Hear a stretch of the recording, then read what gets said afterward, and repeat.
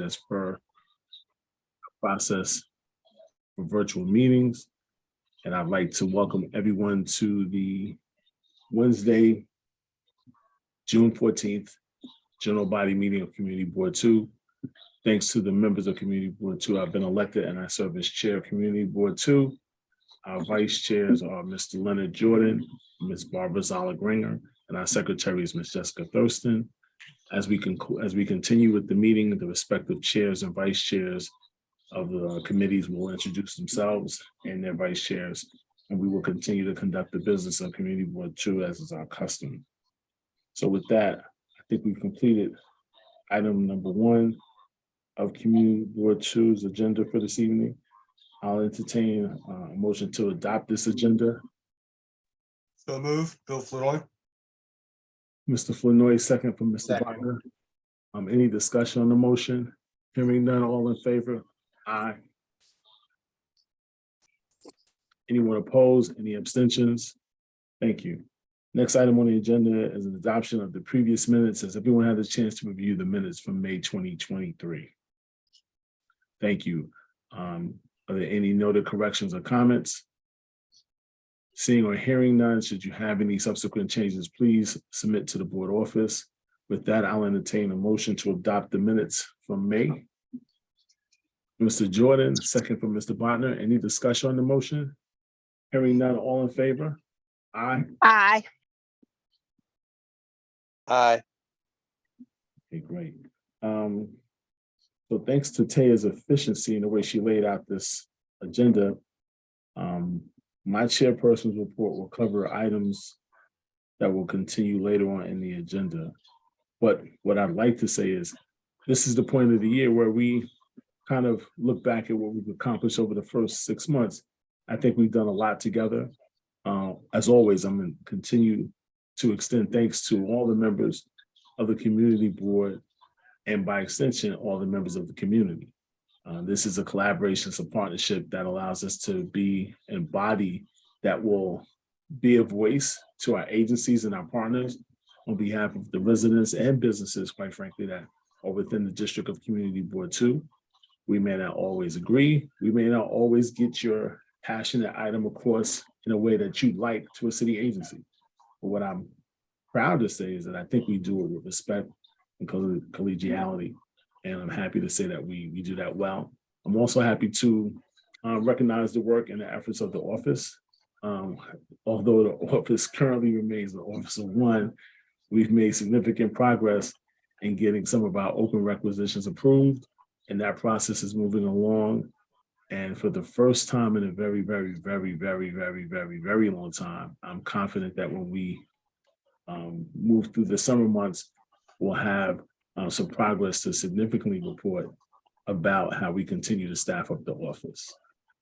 I also want to remind everyone that for all intents and purposes, tonight may be the last fully virtual meeting we have for Community Board 2. It is a time where we need to get back to what we used to do prior to the pandemic, where we would meet in person. Not 100% sure yet how that's going to look, what's going to be required of us to accommodate that. I know that there's a lot of desire and a lot of push for community boards to remain in this format.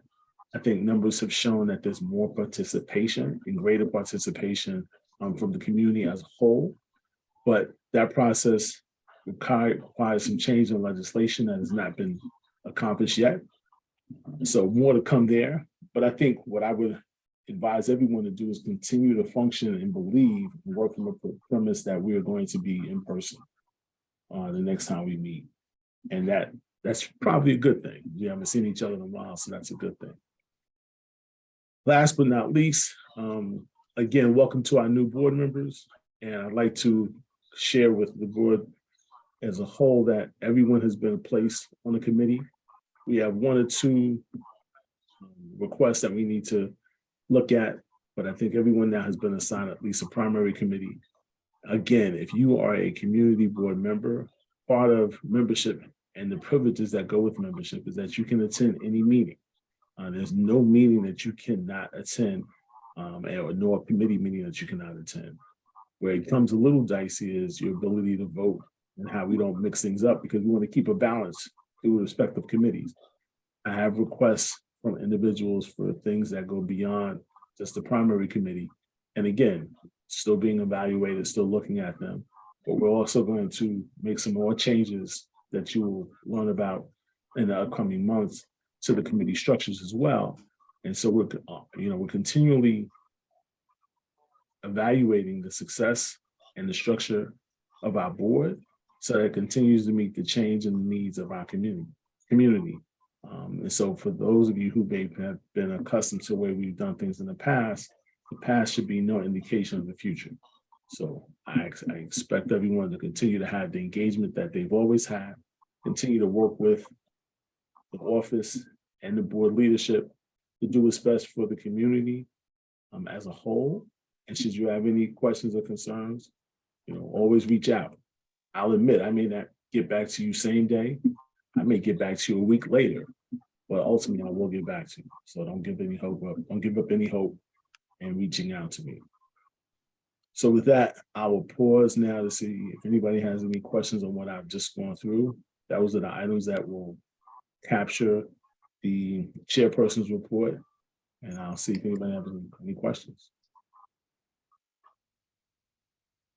Fantastic. Hearing none, let's move on to the next item on the agenda. Item number 5, are we aware of any elected officials or their representatives that are here this evening?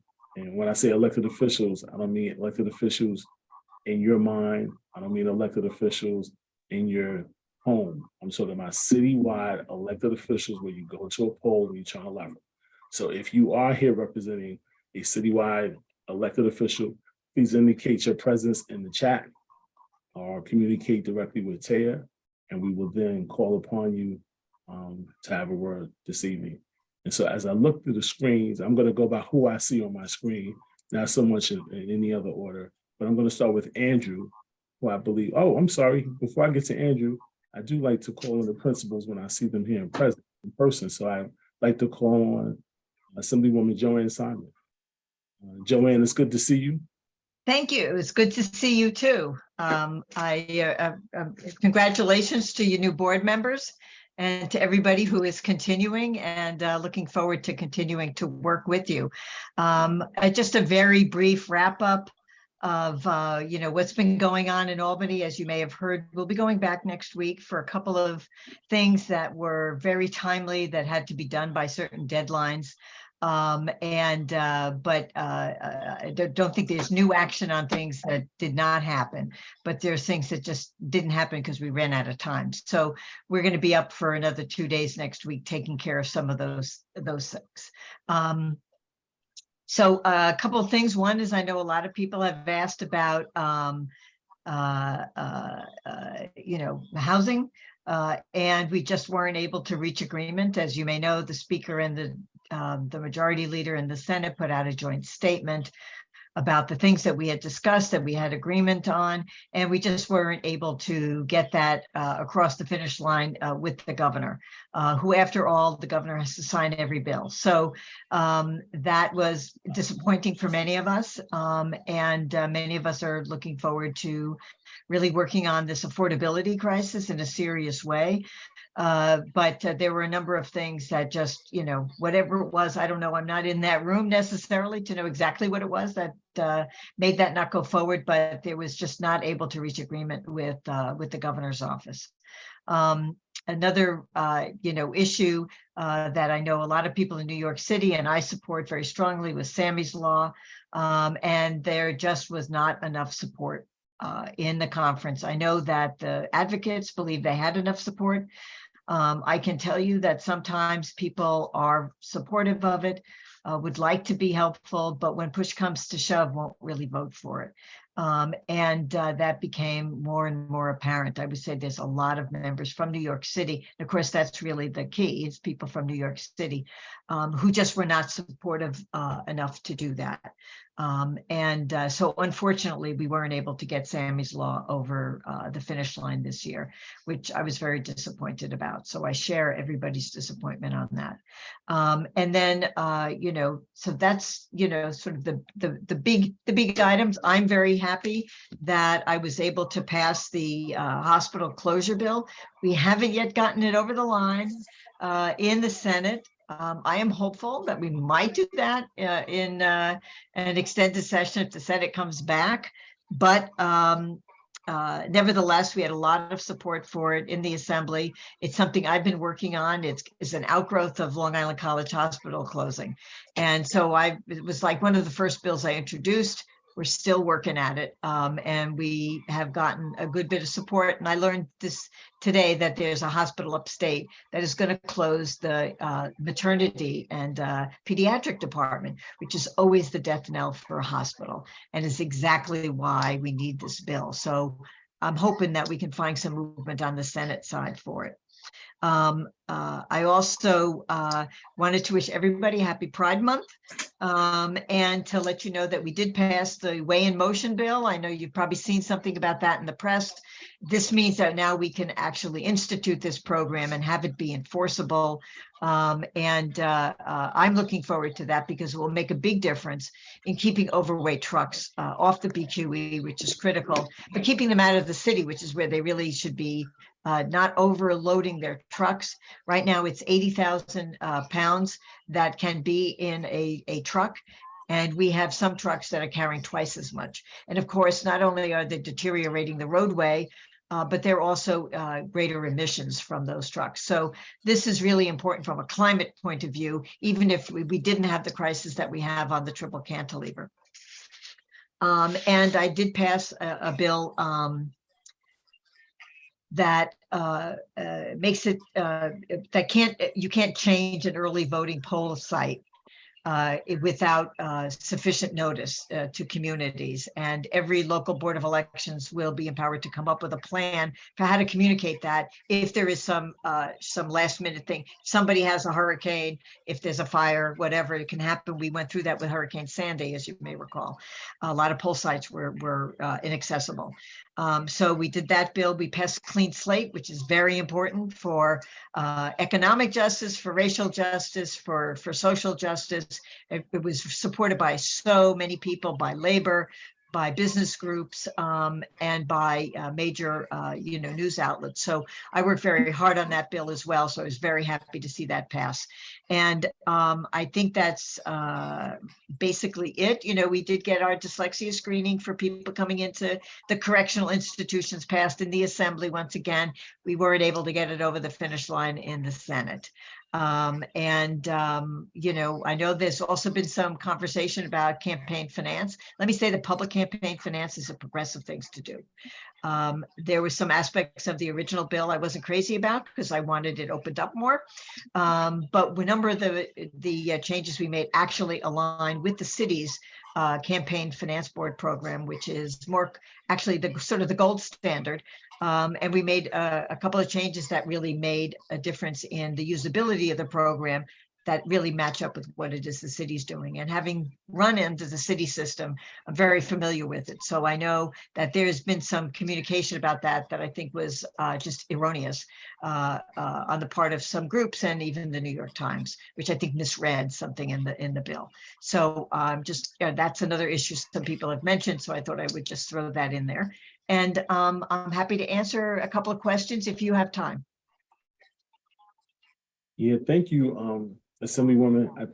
Normally, I think we would set aside time, but we have an extensive agenda tonight. And I know that you, like all of our elected officials, have an open door policy. So I'm going to encourage anyone who has any questions to follow up with you directly. And I want to make sure we keep in line with trying to get through this agenda at a reasonable pace. So thank you. Well, I don't want to hold you up, so I appreciate it. Thank you for giving me an opportunity to speak with you all. And I'm looking forward to hearing more from you and working with you. Once you get through this meeting, we won't see you again as a group until September. So if I don't see you, have a wonderful summer. Thank you. So Assemblywoman, thank you as always. We appreciate you. And then I wanted to take this time to just publicly acknowledge Allison, who's been a fantastic representative for you and your office. She is on the call as always. And so if you have any follow-up questions in the event that the Assemblywoman needs to transition to another meeting, Allison will still be on as she always is. So thank you for that. Thank you so much. She's terrific and has my utmost confidence. Thanks. Thank you. Take care. Good night. Take care. As I mentioned earlier, I'm going to go by who I see on my Hollywood Square. So next I'm going to call on Andrew Wright. Andrew is representing Councilmember Mr. Hudson. Thank you, Chair Singletary. Happy Pride, everyone. I'll try to keep this brief. So the first thing I want to flag for everyone is that the survey, the land use survey that I've talked about before, that we're doing with Hester Street, we're calling it like participatory budgeting, but for land use. Our deadline is June 30th. So I'll make sure to put a link in the chat after I finish speaking, but we're asking that folks who are either residents of District 35 or are in District 35 a lot, please take it. We're aiming to get about 1,000 responses. We're almost there. So really, if anyone on this call who hasn't taken it can take it, send it to a friend, family member. We deeply appreciate it. And I'll put the link in the chat again. And essentially, as I've mentioned before, we're looking to use this survey to help inform Crystal's just view on land use in our district for any projects before they come to y'all. We want to make sure that the developers know what you want, so it can maybe ease the process a bit, ensure that there's robust community input in any development that's happening in our district that's subject to council approval. And so that's one. Two is this weekend on Saturday, from 11 to 2, we're having an older adult resource fair. It's going to be at PS 270, which is located near Pratt. And essentially, we're going to have folks from city agencies, older adult service providers, et cetera, on hand to either connect folks with various resources, answer questions, et cetera. So once again, I'll put that information in the chat for folks. Also, of course, Juneteenth is Monday, and on Sunday, excuse me, we're doing a few fun events, one of which will be, of course, with the Layout and Emily. So we're having a Black History and Culture tour of Fort Greene. I think it's at noon. So once again, I'll put some info in the chat, but this one's particularly cool. I think it's the 50th anniversary of hip hop. So we'll be focusing on a lot of the, paragons of hip hop that come from Fort Greene, Clinton Hill, and, stop by some of those key sites. And then lastly, the end of the month, the 24th, we'll be having our next Coffee with Crystal event. The location is to be announced, but once I have that, I'll be sure to share it with Taya and make sure everyone gets that information. And as always, you know where to find me. I'll put my email again in the chat. So if you have any questions for me, Crystal, about anything, don't hesitate to reach out. Thanks, y'all. Thank you, Andrew. Give my best to the Councilwoman, and we appreciate the continued collaboration. As is a custom, we try not to make the meeting always, serious. Sometimes we like to have a little fun. So as is a custom with our game show, Where is Lincoln Restler? Next we have Councilmember Lincoln Restler, and we can try to guess what part of the district he's in. I am here in Jonathan Williams' houses, Nydia in South Williamsburg, but always happy to be with CB2. So thank you, Lenny, for letting me jump on. And as always, thank you to everybody on CB2 for doing a tremendous job. We are very fortunate to have you serving our community. So I know Joanne covered the exciting updates around Weight in Motion and that we were able to get a home rule message through the city council. I'm proud that we fast track that and get it through Albany. We're hoping to see implementation later this year on the Queensbound side, later this summer on the Queensbound side. We still don't have a timeline on the Staten Island side to do automated enforcement of these overweight trucks, but we are pushing. We finally started to get some concrete updates from DOT just earlier this afternoon on the emergency repairs that they're planning at Clark Street and at Grace Court for later this summer. So we're going to be reaching out to CB2 and to the Brooklyn Heights Association and neighbors across the area with some concrete updates and a town hall for later this month. We'll get that on the books as soon as we can. We just got properly briefed today. That's going to be some severely disruptive work, overnight work, weekend closures. This is the emergency repairs or urgent repairs that they had briefed us on over a year ago. They were supposed to start in May. We're now in July. We're in mid-June, and they still haven't started. So we will keep you posted there, but that is coming and coming soon. Some good news, as of this afternoon, the Court Street elevators should be operational again. Sid, I think there's quite a bit of phone feedback with you if you're possible to mute. So thanks, Sid. The Court Street elevator should finally, after a series of delays, be back functional later this after. Lincoln, you went on mute. Oh, I think somebody muted me. But I'm happy to be back. So I think you heard me there that the Court Street R train station, after extended delays, should finally have functional elevators back as of this afternoon. So the entrance by Montague and Clinton should be open again. Unfortunately, until the end of the month, the Adams Street entrance of the AC High Street station is closed. So you have to enter on the Cadman Plaza side. But they're expecting by the end of this month that the escalators, we will have brand new escalators that are operational on the Adams Street side of High Street. They will then switch and replace the escalators on the Cadman Plaza side. That's going to take about a year. But the good news is they expect to have one of the escalators be functional on the Cadman Plaza side of the High Street station while work goes on over the course of the next year. The work for the borough-based jail dismantling is going to begin in earnest in about a week's time, the week of June 23rd. And some good news is they have identified a contractor, a vendor that's going to be responsible for the design, build, construction of the new jail. That contract just registered with the controller's office about a week ago. The vendor is Tudor Perini. We have asked for the vendor to do a town hall with us to really start the process of getting meaningful community input on the design of the jail and so much more. They're going to be a critical partner for us over the next number of years as we get this new jail built. And we're excited to introduce them to the community board and to other key stakeholders. We did a big clothing drive for a new shelter that's housing asylum seekers in Williamsburg over the last month or so, and we were just absolutely overwhelmed by the generosity of our neighbors. We filled 6 different carloads of a station wagon with clothing donations to help support these asylum seekers. And I just want to thank each and every person that donated, and we deeply appreciate it. It made a huge difference. The families at the shelter in Williamsburg were deeply appreciative of it. And then just wanted to offer a couple quick updates of the citywide nature. The Rent Guidelines Board is moving ahead on their rent increases. That's going to be determined by the end of the month. Tomorrow night is the meeting for Brooklyn. It's at St. Francis, at the new St. Francis on Livingston. The proposal is for up to a 5% increase on 1-year leases and up to 7% increase on 2-year leases. These are significant rent increases. We never saw anything like this during the previous mayor. I'm very hopeful that we can all show up, make our voices heard, push back against some of these substantial increases, drive them down to more manageable numbers. So please consider making your voice heard tomorrow. And then at City Hall, we were able to pass a major package of legislation last week, the zero wage package, that's going to bring curbside composting to every doorstep in the city of New York in perpetuity. So that is a very exciting development. We're really proud of that. And it includes a bunch of other good things as well, expanding e-waste recycling and other good things.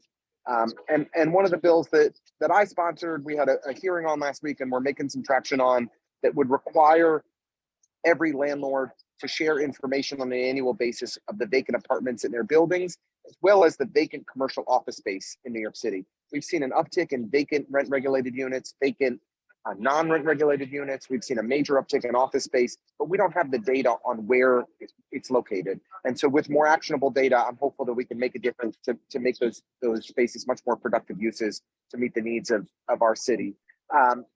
And I know that you guys are voting on the Schermerhorn lot tonight. Look forward to hearing the community board's recommendations. I've certainly made my concerns known on that lot, but eager to hear what the community board has to say, and always take your counsel into consideration. And if there's anything that I can ever do to be helpful, if my team can ever do to be helpful, my chief Mariana's on this call. Arvind is normally our rep, but we're happy to help any way we can. And thank you as always. Thank you, Lincoln. We appreciate your willingness and your commitment to always be a part, particularly in person, for these meetings. And your staff does a fantastic job liaising with our office, in particular, our district manager, Taya Mullen. So thank you to your entire team. We appreciate it. Next, I'm going to call on Daniel Abramson, representing the Brooklyn Borough President, Antonio Reynoso. Good evening, everyone. I'm going to keep it short and sweet this evening because I don't really have any significant announcements. I just want to thank everyone for all your work this year serving on the community board. I want to welcome again the newer members, and we look forward to staying engaged with you throughout the summer. As always, I'll put my contact info in the chat, and you know, keep up the good work, and we'll see you at the other end of the summer. Thank you. Thank you, Daniel. Appreciate it. And congrats on the addition to the family. Thank you. I'll have him appear at the next community board meeting. We look forward to that. That's cool. We are children friendly at CB2. Next, I see Mr. J.Watkins representing Kings County District Attorney Eric Gonzalez. Good evening, Len and everyone. I'll be brief. I'm on a train on a meeting out of the area, so before I lose connection.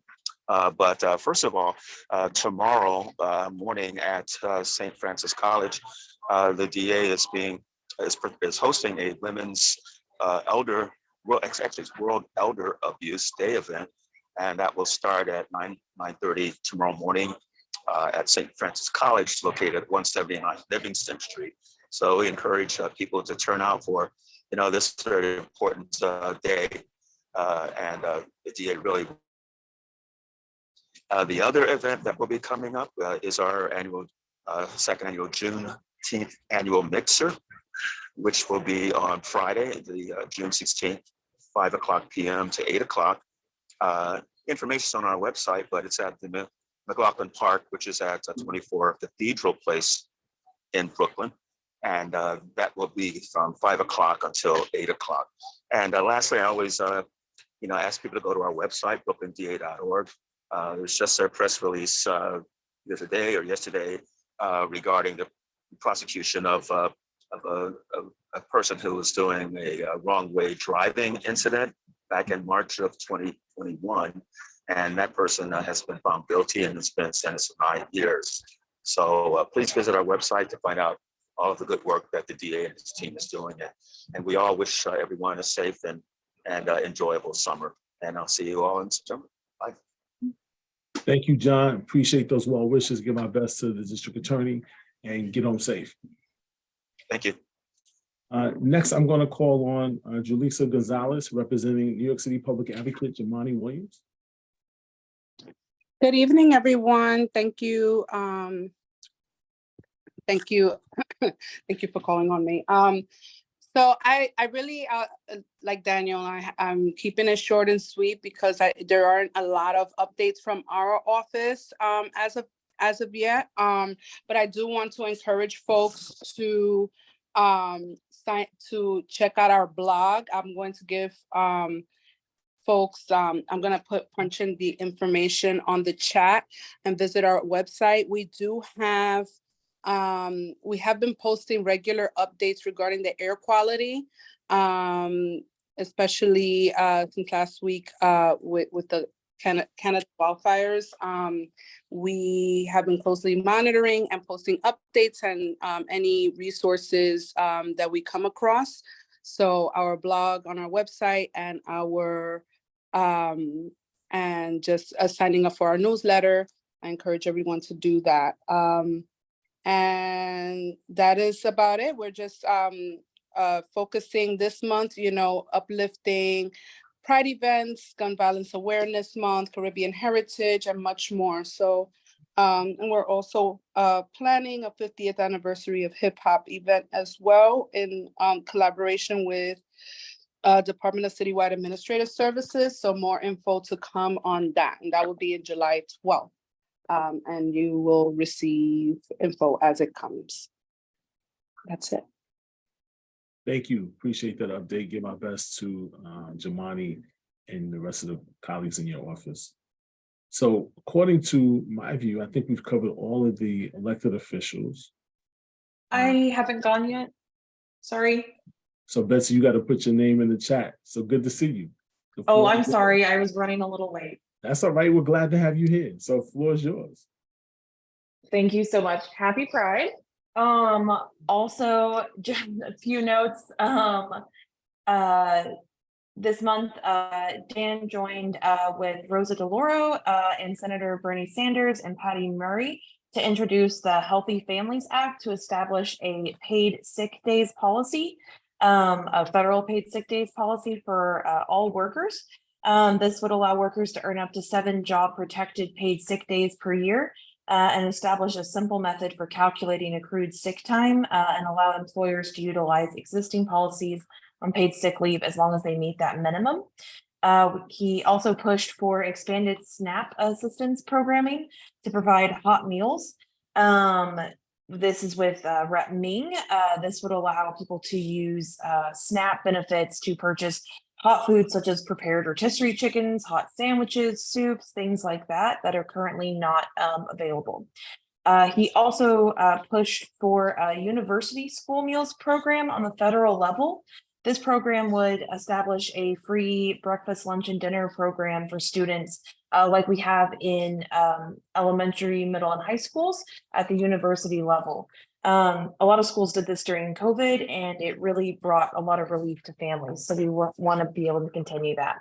This seems to be Food Insecurity Month for us because we also worked to introduce an act, a Food Deserts Act, which would help eliminate food deserts by supporting grocery stores and underserved communities.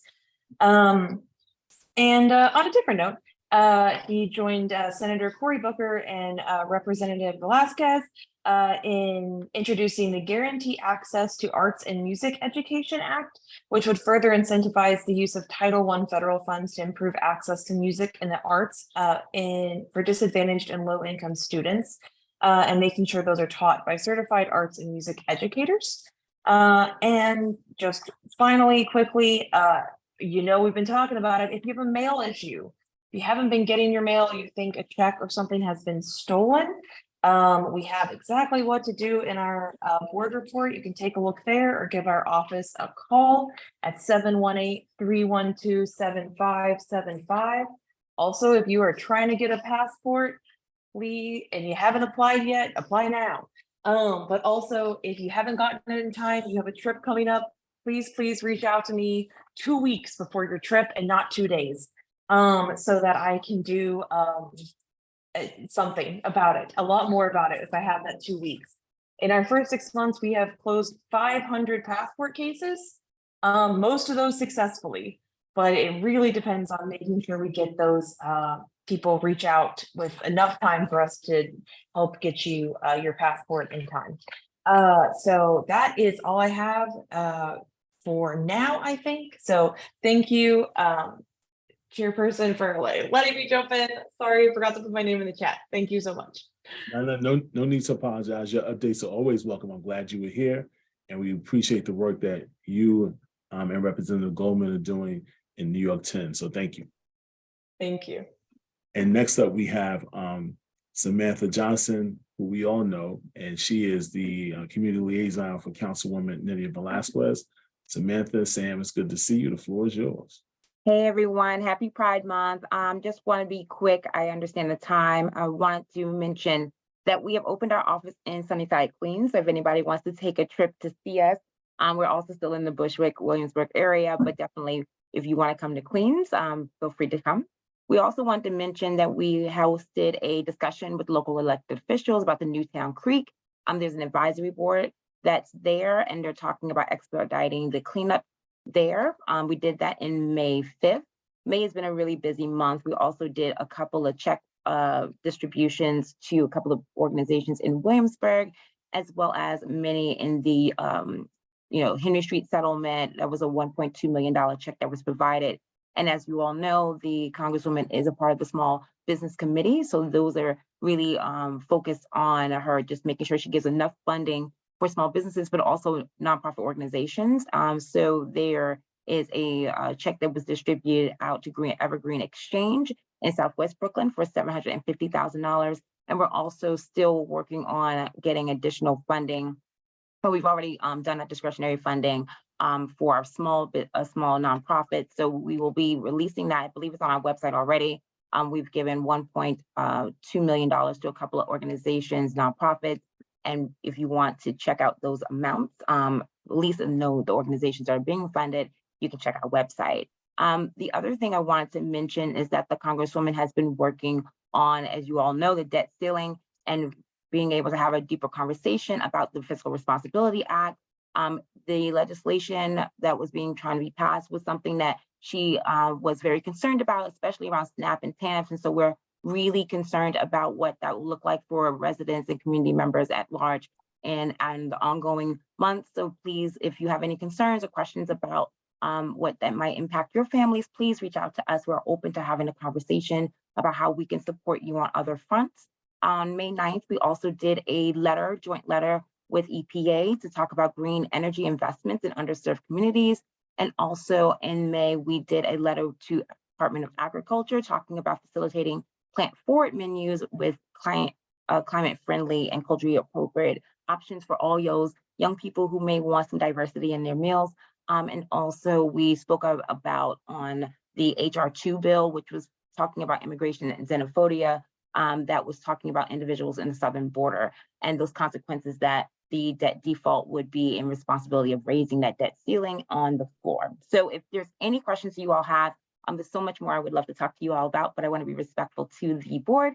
My email and my contact number would be inside of the chat, so feel free to reach out, and happy summer for those who we may not see during all these wonderful events that would be bumping into each other.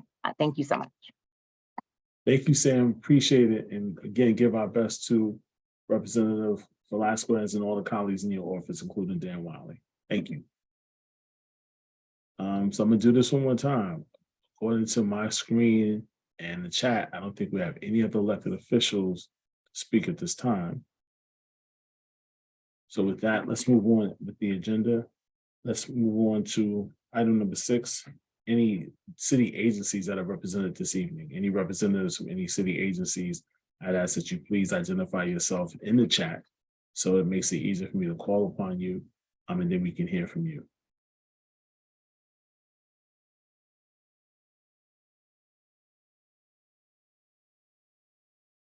All right, moving on to the agenda, we're going to go up to committees for action.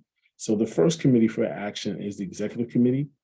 As you all have heard from other elected officials and representatives this evening, it is our custom that during the months of July and August, we take a break. We give board members a chance to enjoy the summer and take a break. However, it is few and far between that we've had that luxury of being completely off during the months of July and August.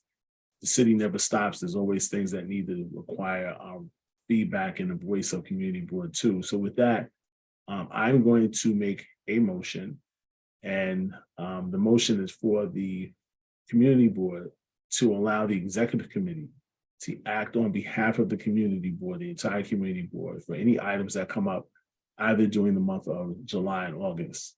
And so I'm looking for a second to the motion. Second, Mr. Chair. Thank you, Mr. Jordan. Is there any discussion on the motion? Hearing none, all in favor, just so we can do this in a way that works for the secretary, I'm going to ask that you digitally raise your hand. So all in favor, please raise your hand.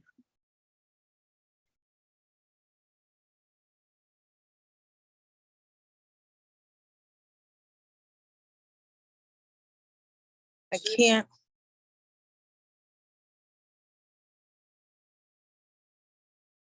Jessica, you good? All right, please lower your hand.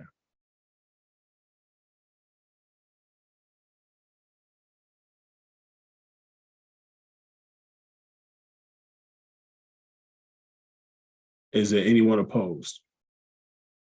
Please raise your hand digitally. Is there anyone abstaining? Please raise your hand digitally.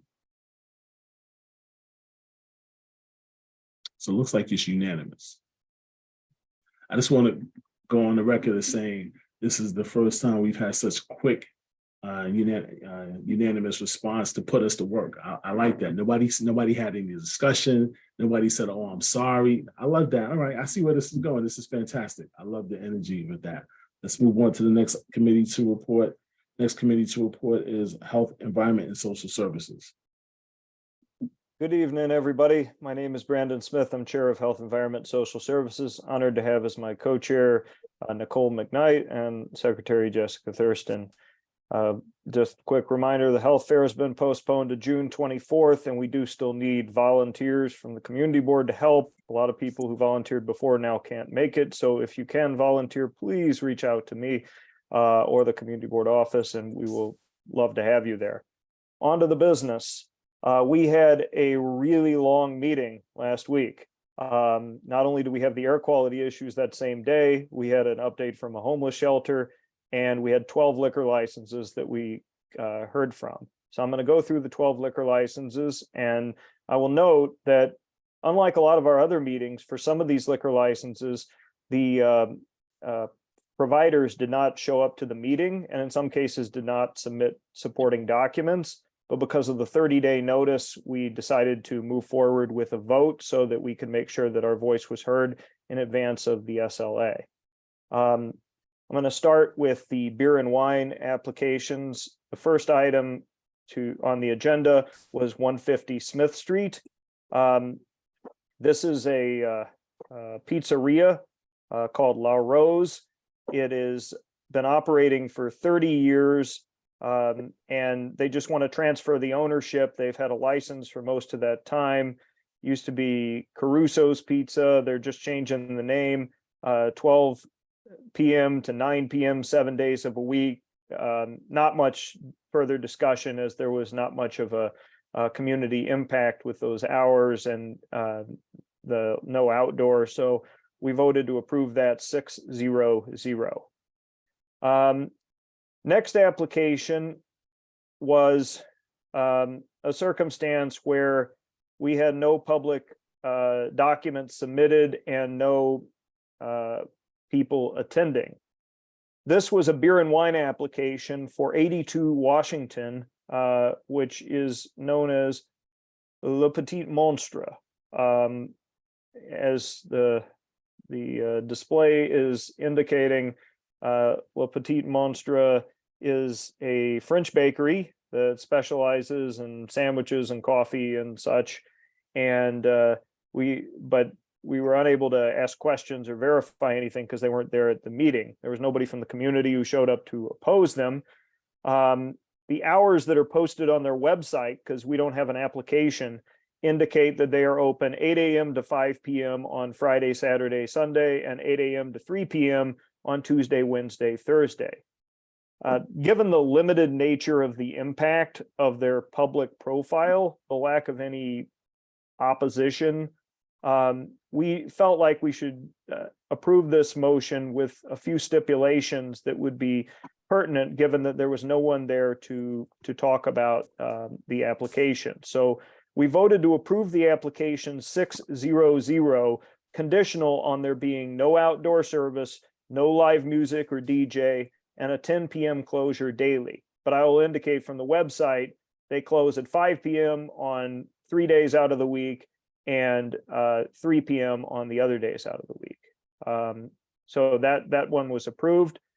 And the rest of the applications are beer, wine, are liquor, are full liquor licenses. So I'll go into these next.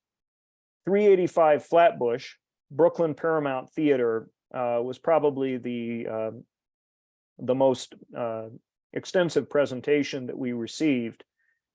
This is a historic location, which has been originally, it was opened as a movie palace in 1928, and in 1962 purchased by Long Island University and converted into a gymnasium.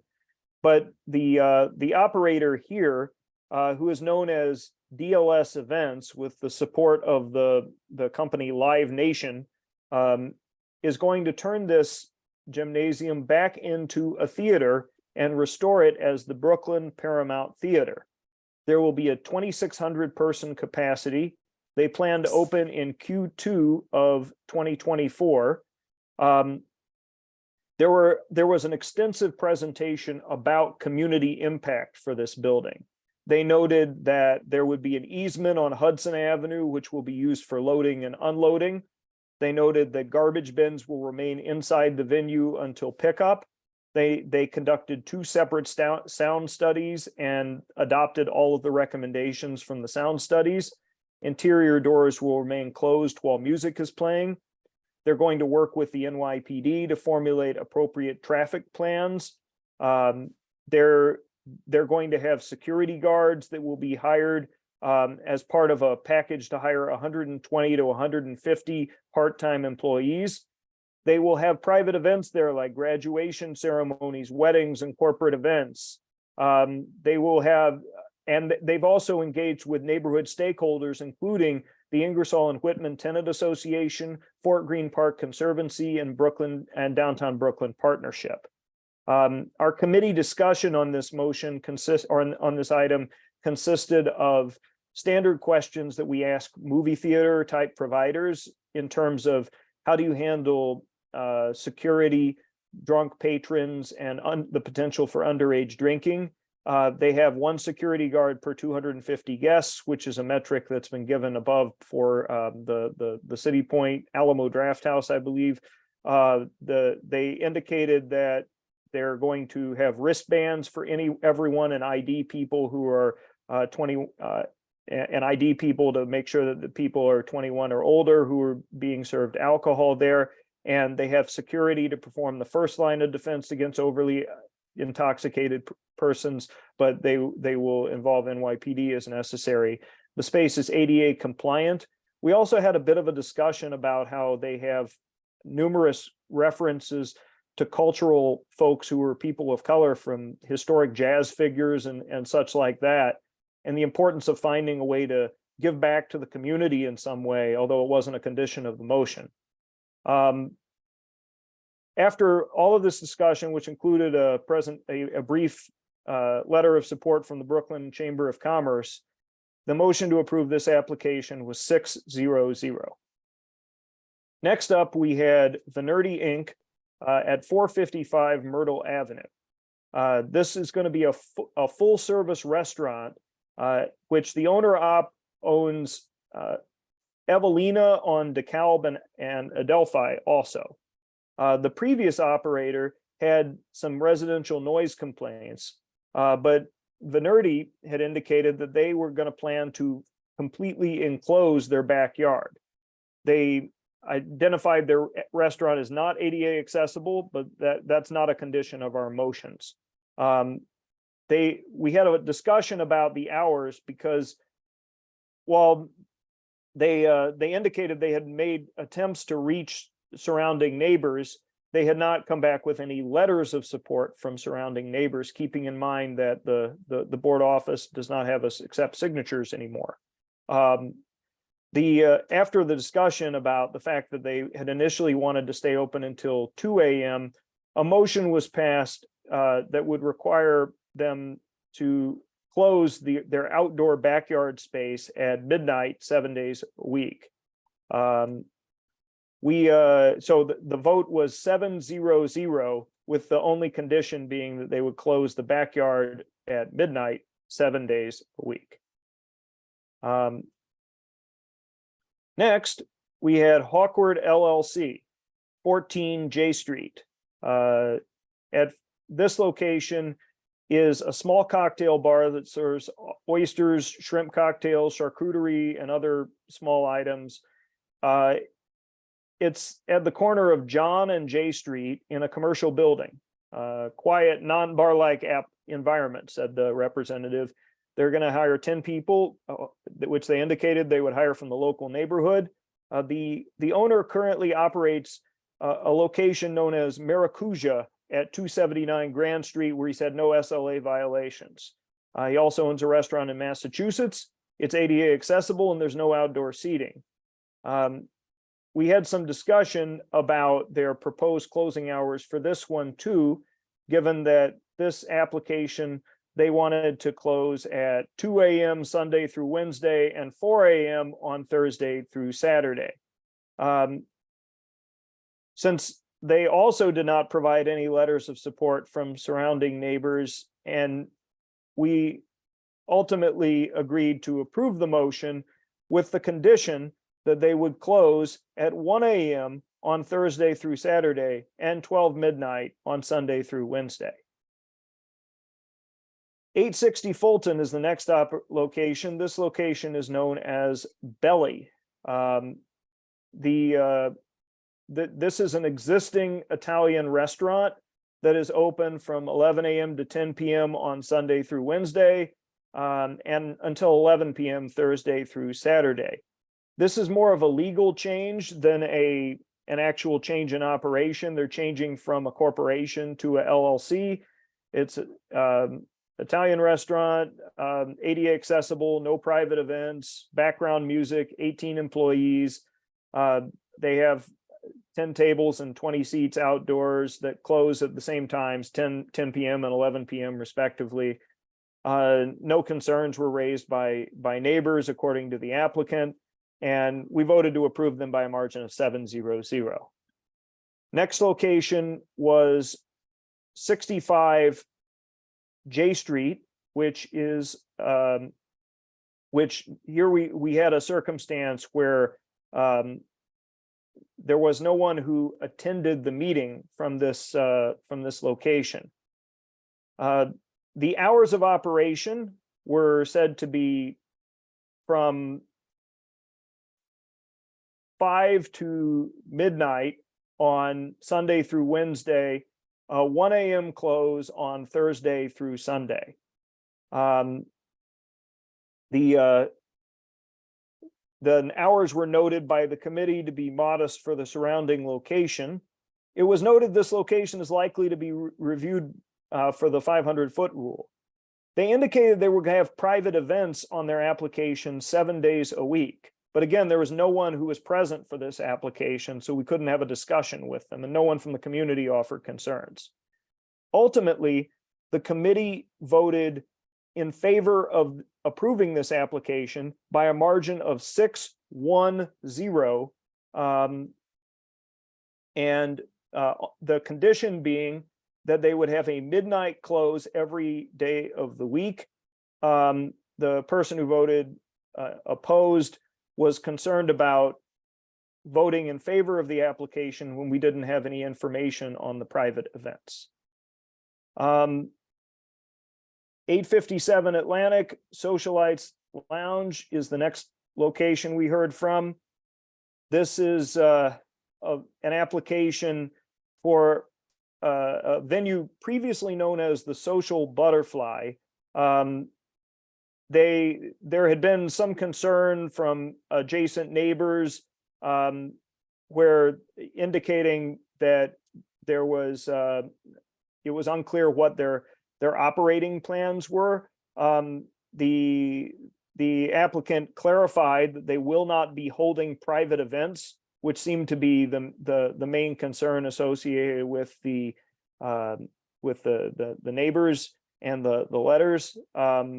And ultimately, the application was approved by a margin of 7-0-0, with the condition that instead of the proposed 2 a.m. close on Thursday through Saturday, the closing time would be 1 a.m. And on Sunday through Wednesday, the closing time was as proposed, 10 p.m. Next, we heard from 11 Adams, a location called Kenjo. This was a location which is going to be a lounge experience, no outdoor seating, maximum occupancy of 74. They will have live amplified music. It will be a Japanese whiskey bar, and the proposed hours were from 11 a.m. to midnight on Monday to Thursday, 10 a.m. to 2 a.m. on Friday and Saturday, and 10 a.m. to 10 p.m. on Sunday. In terms of discussion, the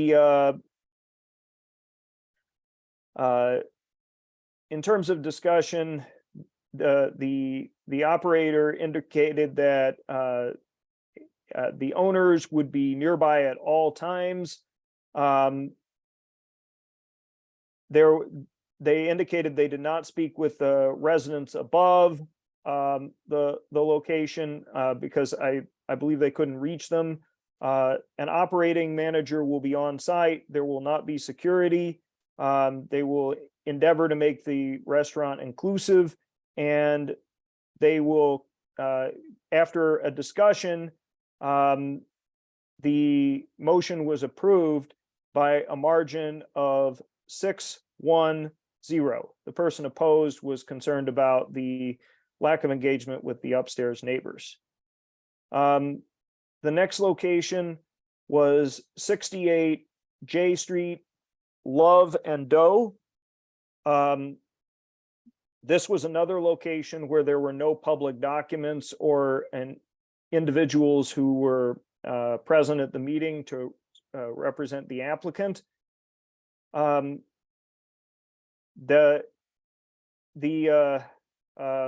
discussion was whether or not we should have an approval with stipulations, or whether we should have potentially a disapproval of this application. And given that we had no application in front of us, this was a location, 68 J Street, which is undoubtedly going to be, very likely subject to the 500-foot rule. So there would be a presumption of at least disfavor at the SLA. And there would be, there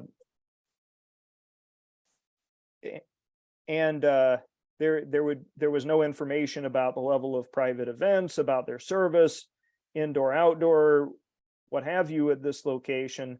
We had no idea what specific hours they wanted to have. Although I will note, I found their website, and the website seems to indicate that they close at, I believe, 10:30 p.m. on a nightly basis. But we had none of that information before us, and unlike some of the others, this was a full liquor license application. So our committee voted to disapprove this application by a margin of 6-0-0.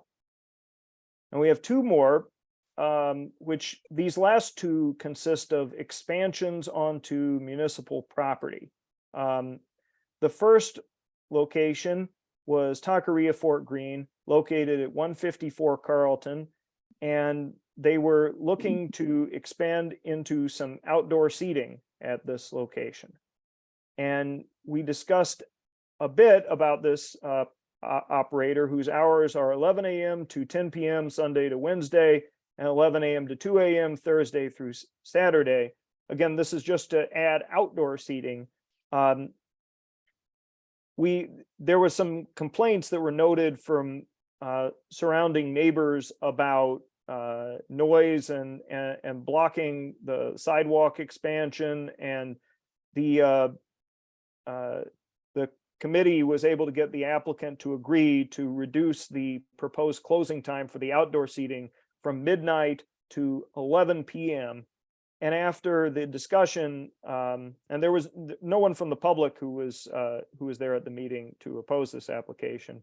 After the discussion, the committee approved the expansion onto the sidewalk with the condition that the closing time for the sidewalk seating be 11 p.m. on Thursday, Friday, and Saturday. Finally, we heard from 181 Front, B Public, which is a coffee shop who is looking to establish outdoor seating on municipal property. As is shown, I believe the hours for this application of closing times around 5 or 6 p.m.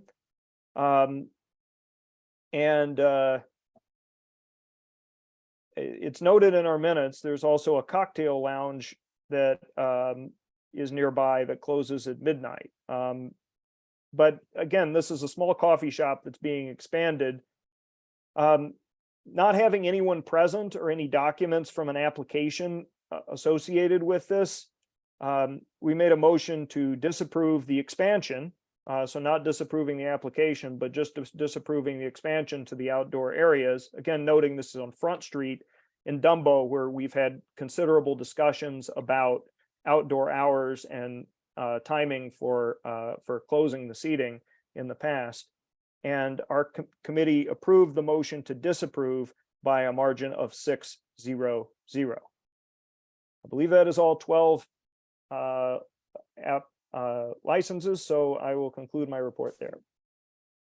Thank you, Brandon. And let me take a special moment to thank all of the members of the committee for the effort you put in to go through each one of these thoroughly and evaluate the requests. What I want to do, given the length of the items and some of the nuances of these applications, we are going to go through each of them individually. We're going to go through each of them individually. We're going to allow for people to have, brief discussion on the respective motions. I think some of these have a level of complexity or some level of stipulations that it may be helpful just to go through one by one. That's typically not how we do these, but there's so many of them, there's so many stipulations. I don't want to gloss over any materiality as to why the committee voted the way they did. While a lot of it seems to be in concert and there's a lot of unanimous votes, I still want people to have an opportunity to ask and answer questions. So with that, we'll start with the first one for wine and beer. I'll entertain a motion to accept the committee's recommendation for 150 Smith. Make a motion, Mr. Chair. Mr. Jordan, can I get a second? Mr. Botner, is there any discussion on the motion? Hearing none, seeing none, all in favor, please indicate by raising your hand, digital.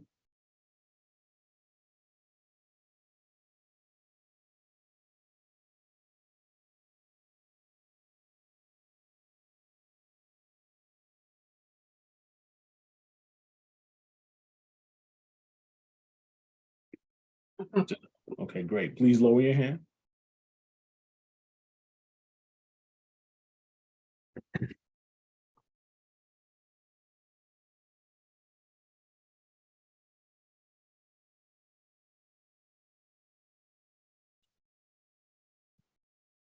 Anyone opposed, please raise your hand, digital.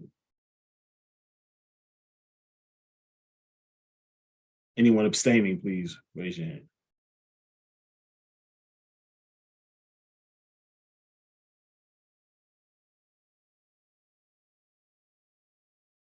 Jessica, you got the count? Okay, great. Please lower your hand. So let me just say this before I go on to the next item. For the remainder of the items that we're voting on this evening, it'll be all digital. So I don't need to say it again. For the next item we'll be voting on, you raise your hand. Denise, why is your hand raised? Ms. Peterson?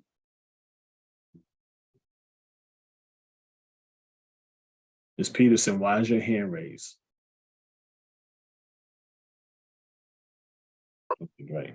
So that completes 150 Smith. The next item is 82 Washington. I'll entertain a motion to accept the committee's recommendation. So moved. Ms. Christoffen, I'm looking for a second, Mr. Scalo. Is there any discussion on the motion? Hearing none, all in favor?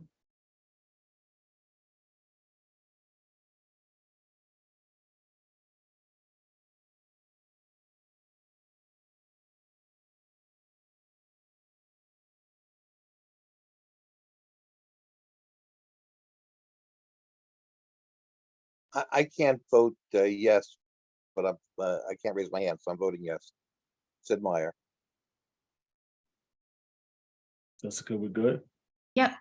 Okay, please lower your hand.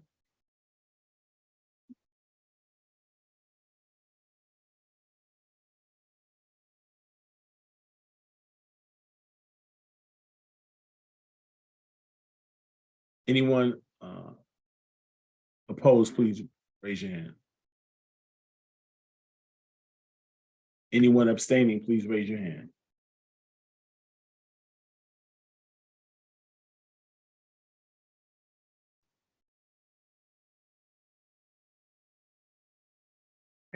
Okay, great. Thank you. Next item Mr. is, Mr. Chair, I just Yeah. had a question. Oh, sure.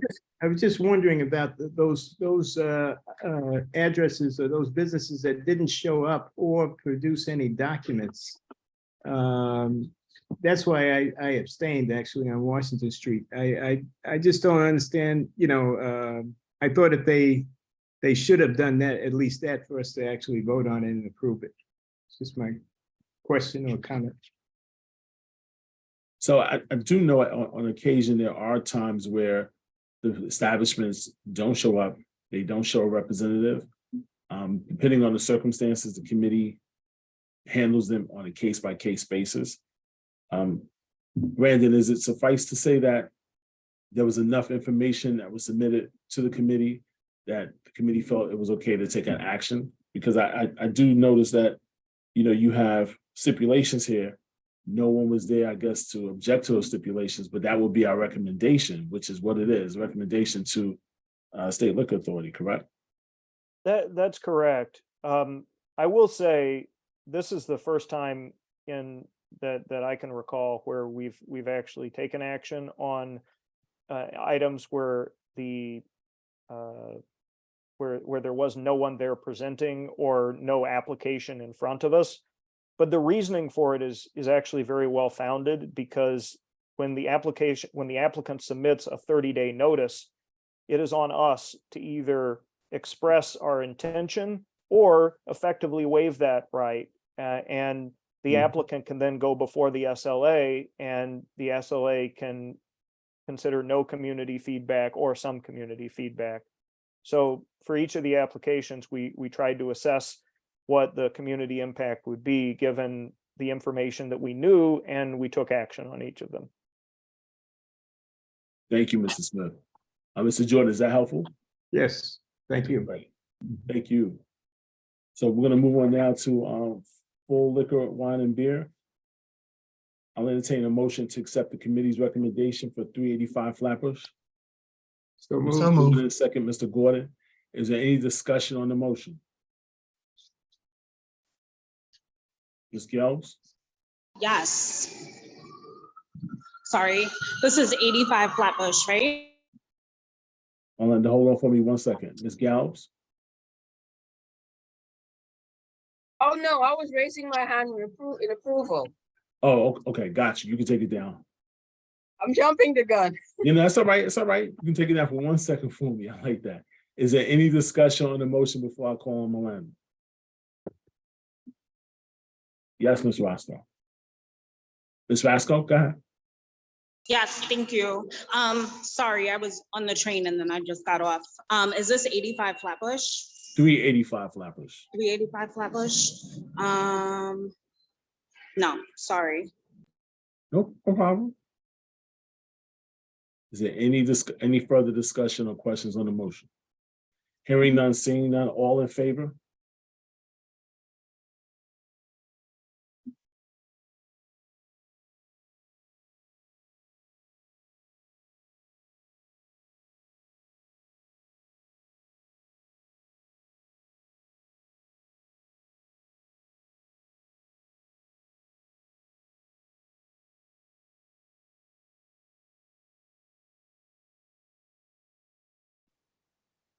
All right, please lower your hand.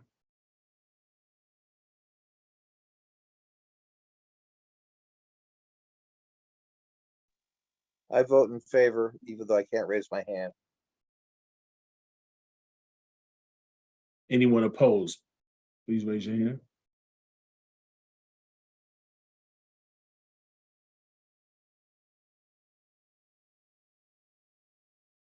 All right, let me just pause for a second. The total count I'm getting almost indicates like someone double counted. Jessica, you seeing the same?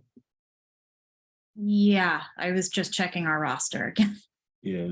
Maybe we could just redo it if you don't mind. Yeah, so I'm sorry, everybody, just bear with me. These are the challenges of being in a virtual environment. I need everybody to lower their hand.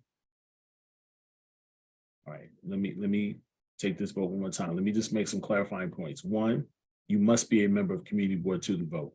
If you are not a member of Community Board 2, please do not vote. Number two, you only get to vote once. So let me do this slowly so that people are paying attention to what's being asked.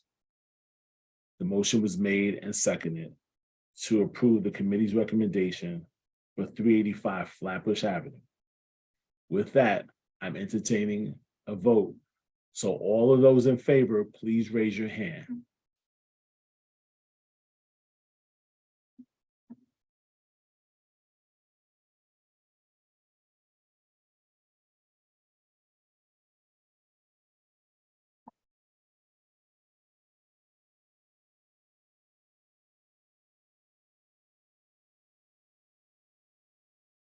Please lower your hand.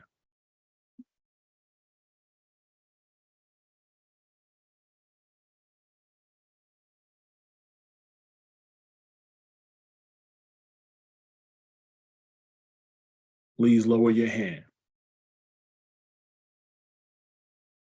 All right. Anyone opposed, please raise your hand.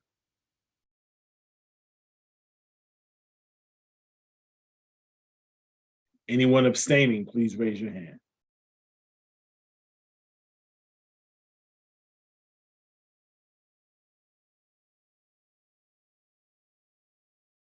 All right, that looks more like it. Okay, great. Okay, you can lower your hand. All right, so everyone, I gotta say this because we got a few more to go through. This is the part of the meeting and the game where you gotta pay attention. I need you to pay attention. I need you to be clear on putting the responses up as quick as possible. I need the same energy when you take them down. The more and the closer that we move within some level of speed, the smoother this will go. If there are any questions, I'll pause now. Should you have any questions, and we'll try to answer them. Jessica? I'll just add, if you don't mind, Taya and I go through and add BKCB2 to your name. So if you've changed that, please add it back in, or else I can't count you because I just are looking really quickly. So please add that back in if you're a community board member and you removed it, but otherwise, thanks. All right, great. So now that we have the rules of the game, we're all participating. Let's move to the next item. The next item is 455 Myrtle. I'll entertain a recommendation, entertain a motion to accept the committee's recommendation for 455 Myrtle. A motion to accept. Mr. Jordan, I'll second. second, Ms. Rasco. Oh, I'm sorry, second, Daughtry. Yep. Any discussion on the motion?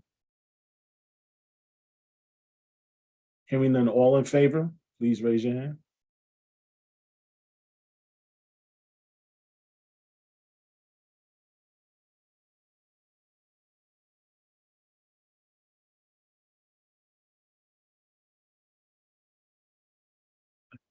Great, please lower your hand.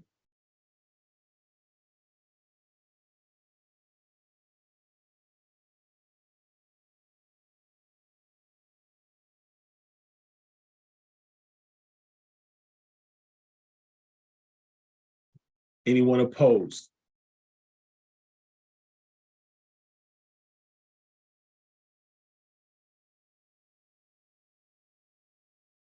Okay, great, please lower your hand.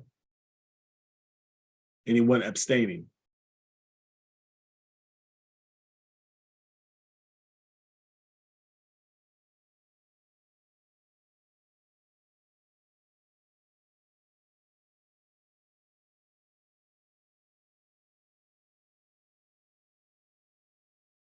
Okay, please lower your hand. Next item is 14J. I'll entertain a motion to accept the committee's recommendation for 14J Street. So moved. Mr. Meyer, I'm looking for a second. Meyer. I'll second it. Ms. Gelbs, any Yes. discussion? Any discussion on the motion? Hearing none, seeing none, all in favor? Please raise your hand.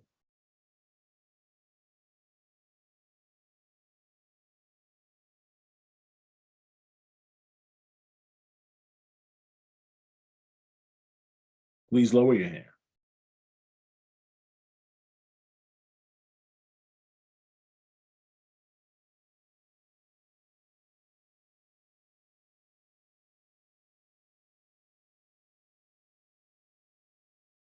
Anyone opposed?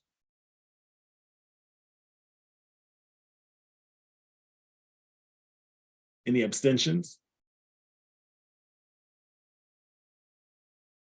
Thank you. I'll entertain a motion to accept the committee's recommendation for 860 Fulton. So move. Mr. Second. Vaughn, second, Ms. Christoffen. Is there any discussion on the motion? Hearing none, seeing none, all in favor?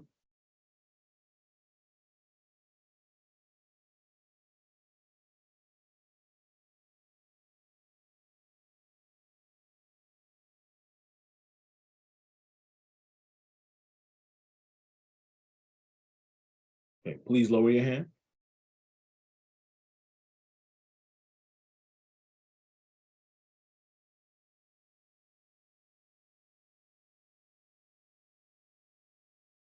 Is there anyone opposed?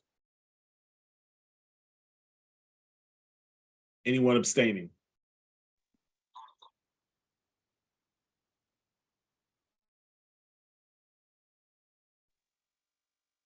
Okay, thank you. Please lower your hand.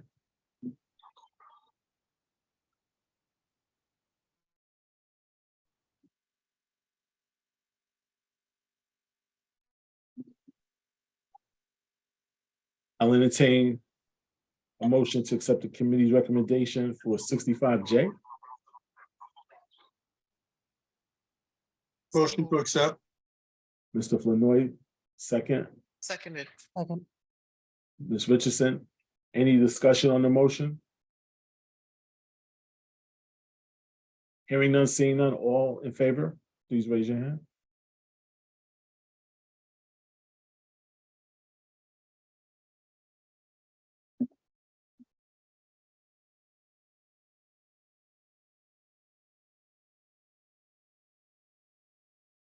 Please lower your hand.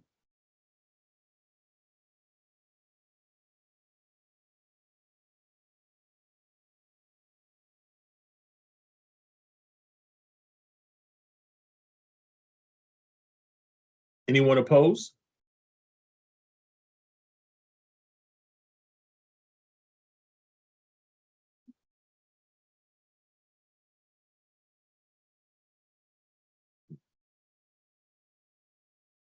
Please lower your hand.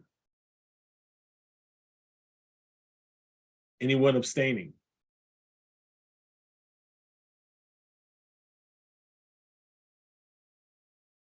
Okay, please lower your hand.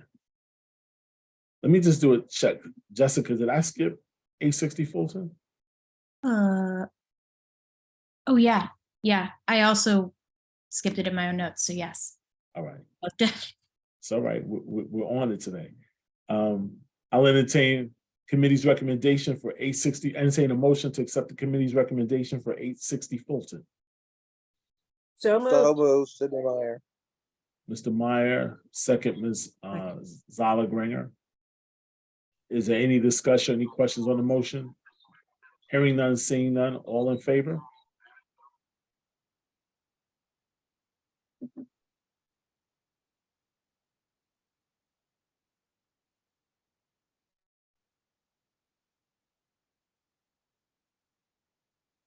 Please lower your hand.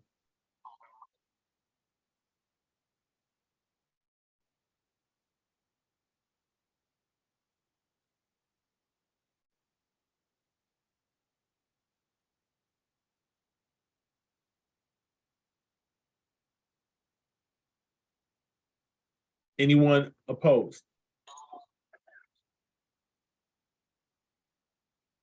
Anyone abstaining?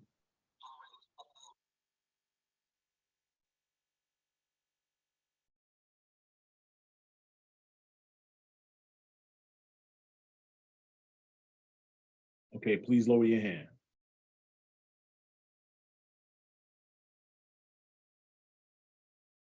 Jessica, we good, or you need a break, or make a minute to catch up? You good?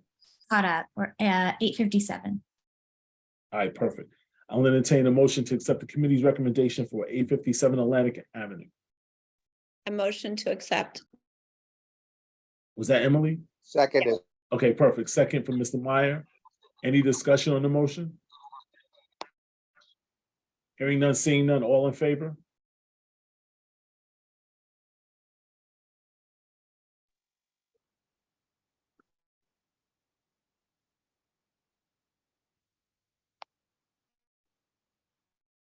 Okay, please lower your hand.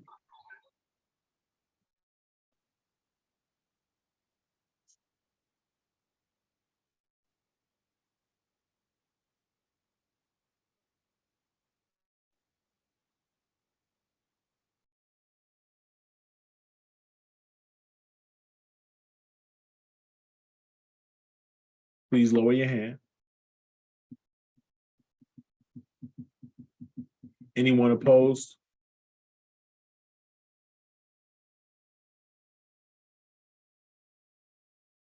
Anyone abstaining?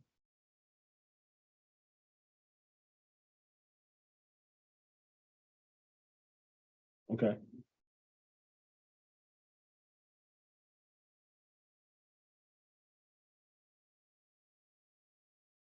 I'm sorry, Rachel, are you abstaining or you just jumping the gun? Sorry, I was abstaining. Okay, great. One abstention. Thank you.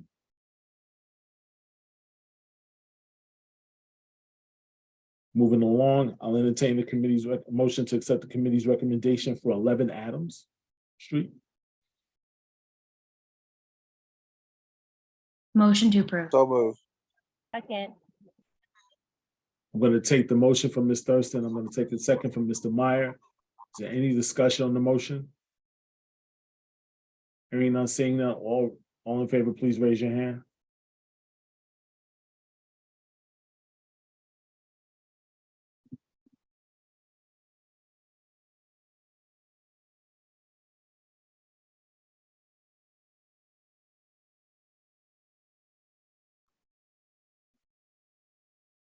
All right, please lower your hand.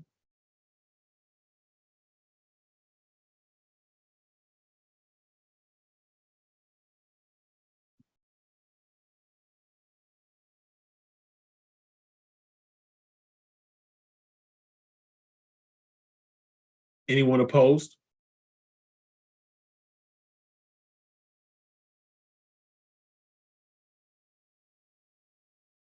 Please lower your hand.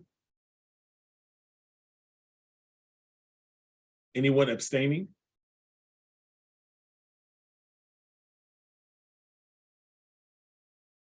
Okay, please lower your hand. All right, we're almost there, folks. Hold on. I'll entertain a motion to accept the committee's recommendation for 68 J Street. So moved. I'm gonna take Mr. Flournoy's motion, second Ms. Gringer. Any discussion on the motion? Seeing none, hearing none, all in favor?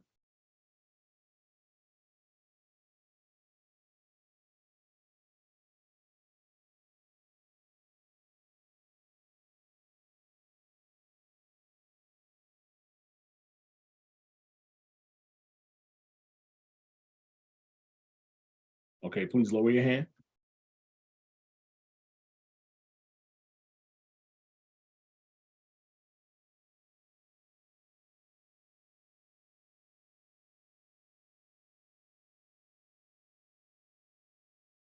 Anyone opposed?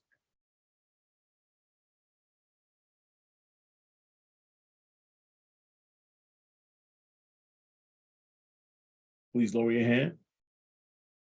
Anyone abstaining?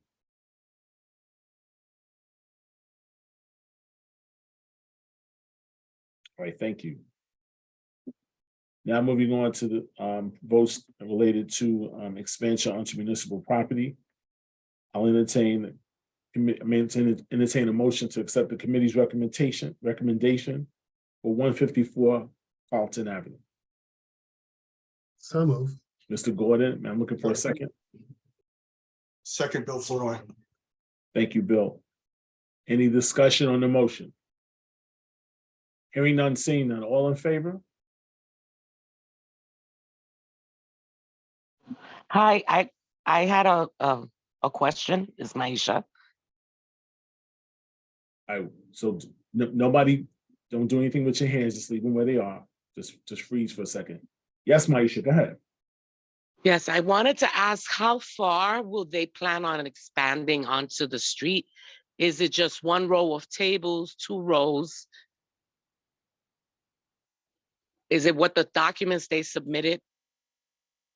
They showed some pictures. Is that it? Mr. Smith? You know, I undoubtedly, this is something that we discussed at the committee, but because of the volume of applications that we have, I'm having a hard time pulling up the information about this. I see that there's going to be a total of 6 tables with 12 seats outdoors. So if it's helpful, Daughtry's put in the chat on 1 row of tables against the building. Thank you, Daughtry. Thank Here. you. Here's Singletary, and Yes. on that, No, go ahead, Emily. sorry, yes, Brandon had so much to do that night, but specifically because the fire department is there, they were being very conscious of not being on the street so as not to disrupt or interrupt fire trucks pulling out. So they were careful to be on the street. That's helpful. Anyone else with any recollection that can assist with answering the question for Ms. Morales?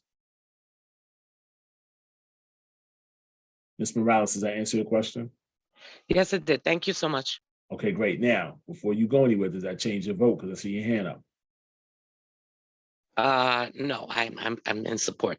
Thank All you. right, great. So since we're still in freeze tag mode, I'm just confirming. I don't need anybody to do anything. I'm just confirming right now. I have 37 members who are in favor of the committee's recommendation. That's correct.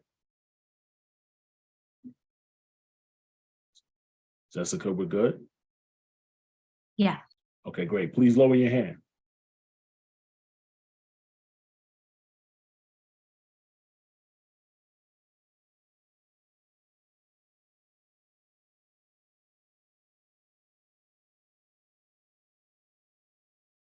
Anyone opposed?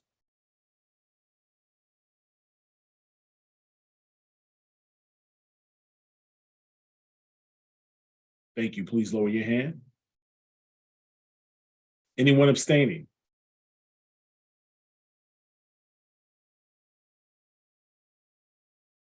Thank you. And for the last item on this wonderful HES committee agenda, I'll entertain a motion to accept the committee's recommendation to for 181 Front Street. So moved. Mr. Meyer, I'm looking for a second. Second, Bill Flournoy. Thank you, Mr. Flournoy. Any discussion on the motion? Hearing none, seeing none, all in favor?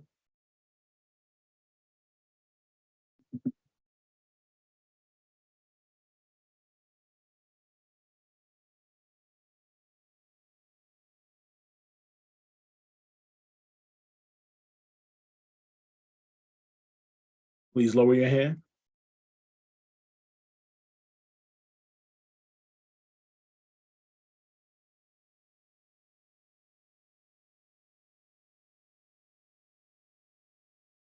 Anyone opposed?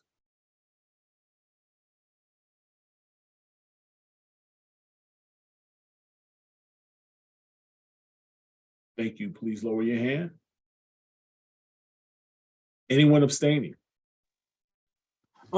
Excuse me, Chairperson, I was a little bit slow. I'm not opposing. I'm for the motion.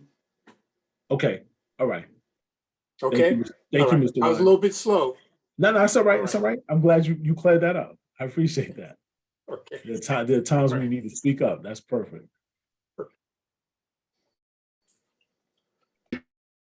Anyone abstaining?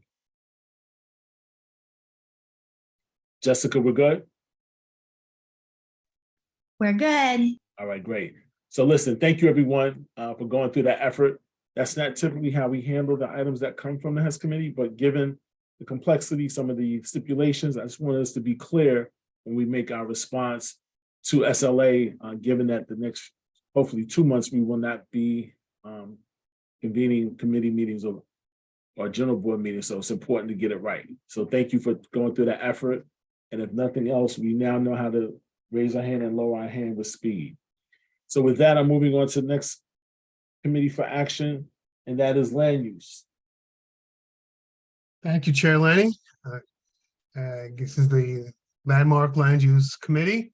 I want to thank Daughtry Kostarfin as our co-chair and Karen Johnson as our secretary. And they did a lot of work on trying to help move these things along. Thank you very much. And I'm Carl from the board. Now we have both ULURP item and a series of Landmark Preservation Commission certificates of appropriateness. So we'll start with the ULURP first, and everybody knows what ULURP involved. Okay, ULURP item is for 180 Skimmerhorn Street. It's the big parking lot at Skimmerhorn, State, Hoyt, Smith. The numbers there is 2019 K4 436, and it's also a ULURP item 730064 N270 40046 ZMK CEQR 23 DCP 020K. This is block 170, lot 20, and yes, okay, and it's a use group 8K. So right now it's as many of you know, it's a parking lot, big parking lot, and it accommodates at this point, it could accommodate 150. Right now they are bringing in or allowing 114 automobiles or vehicles. They are asking basically at this time for a increase from, well, to go up to 150, which is what they will allow, to 240 vehicles at the spot. They will accommodate that by using, I guess, a series of risers, or I would say I wouldn't call them elevators, but you can put one on top of the other, basically. They're also looking for curb cuts coming in at Skimmerhorn and going out at Hoyt. Now, basic discussion basically broke down on 2 lines. Many people were opposed to it because it is of course an area where there's a lot of subways, a lot of buses, they'll come together, especially right around at Skimmerhorn and Hoyt Street. We have a lot of public transportation that's there, and there was opposition to that based on the fact that, yes, that there's a lot of public transportation, and also you have residences over in Borum Hill right by it, right up to it as well. Supporters for the application felt that it was necessary to provide additional parking spaces. You had people who are from the on the board, on the committee, who are in the eastern part of the district, and felt that this is necessary to provide necessary parking. And in addition, it was pointed out that there was support for additional parking from the nearby Brooklyn Tabernacle. So there was a lot of discussion on this one. And eventually we voted 5-4 in favor of the application for allowing to go up to 240 spaces to allow these spaces to be used and to additional space. Oh, excuse me. So, sorry. So that's basically our position. The committee voted in favor of 5-4 for this, for the ULURP.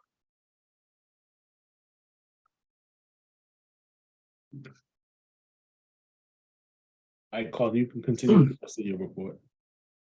Okay, do you want to go through the certificates of appropriateness?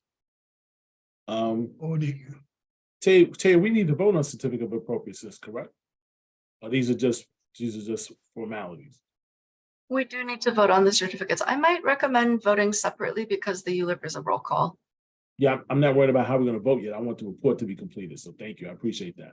Mr. Gordon, You want me to? You can continue with your report. Thank you.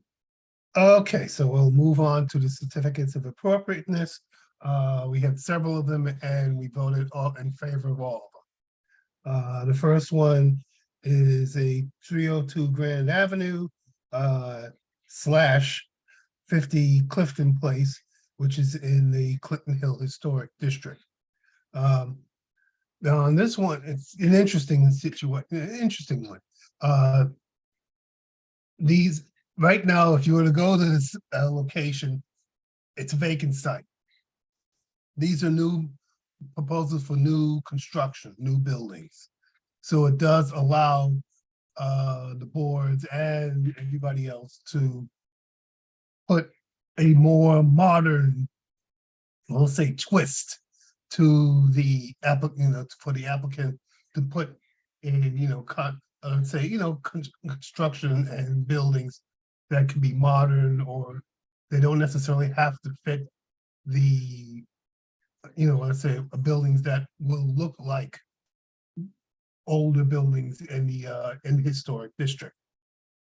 As a matter of fact, on the one on Clifton Place, the Clifton Place one was made to be sort of like a brownstone type building, but they came back to the landmarks preservation, and they came back to us saying that they wanted to make a change because they felt that it was too much like an old brownstone, and they wanted to make some additions, especially along the facade and the front and the brick, so that it would look a little, perhaps a little less oldish, so we'll say. And on the 302 Grand, on 302 Grand, they wanted to do some more work on more glazing and more open, opening up so there would be more light and coming through on the newer buildings, and it'd be basically a very modern building. We looked at both, I can say both buildings. It's one application, but for two buildings. We liked them both and we approved it 8-1. The next one is one Skimmerhorn, one Skimmerhorn, sorry. One Sydney Place in the Brooklyn Heights Historic District. And on this one, they were asking for basically doing new shingles, new modern shingles that would be at the front of the premises. The Brooklyn Heights Association liked what they saw, and we liked what they saw. We like what we saw, rather. And it was nicely done. And we voted in favor of it 8-1. The next is 158, Clinton Street. And on this one, they want to do some work, which was going to be to try to get the building to be somewhat similar to the tax photo from 1940. There'll be some work, I guess, in the front again. They wanted to bring it to a more historic flavor on that one. They also were doing some work on also at the same time, some modern work for, let's say, more, they want to do some solar panels on this one, and also some work on, what we're trying to call it here, a more, let's say, photovoltaic array of the lighting that would be done. But it still was nicely done. The Brooklyn Heights Association saw that one and they liked it. And we liked the work that was presented. And we voted in favor of it. Yes, 9-0 on this one. Unanimous. The last one is 30 College Place, also in the Brooklyn Heights Historic District. Now, they wanted to do some, well, this one was a little complicated, and I'll explain it to you. On this one, they were wanted to do some basic work at the front on the garage. They have a garage door that they wanted to work on. And where the complication came in is that they also wanted to do some work at the cellar, which would affect the neighboring buildings. Now, we were very, very concerned about any work that could be concerned that would affect neighboring building, neighboring houses. As a matter of fact, we had an appearance by the attorney representing the neighbors, who was very concerned and wanted to be sure that whatever work that's going to be done will not adversely affect the neighboring houses. The presenters assured us that they were going to work with the neighbors to make sure that any construction work which is going, beneath the surface will not affect the supports or anything that would do any harm to the houses next to each, side by side of the applicant from the applicant's house. And we did approve it after extensive conversation. We did approve this one 9-0. So those are all we approved all the applications for the certificates of appropriateness from Landmarks Preservation Commission. Thank you, Mr. Gordon. So at this time, as hopefully everyone knows, but for the purpose of our new members, any items that are ULURP go through a roll call vote. So this is a vote where the secretary will then call the name of the board members, and you then verbally state your vote. So this will not be something that's conducted in a digital manner. This is going to be done verbally upon your name being called. So just so everybody's on the same page. So with that, I'm going to accept the committee's recommendation for 180 Skimmerhorn Street. Can I get a motion to second committee's recommendation? Yes, you got a So motion. Motion from Ms. Blunt, second. Second. Second, Mr. Flournoy. Is there any discussion on the motion? So what I'm going to ask is that I'm going to ask that if you have a question, you raise your hand digitally so I can keep track who's asking questions, because I get a sense there's going to be several questions or discussion. So Mr. Quint.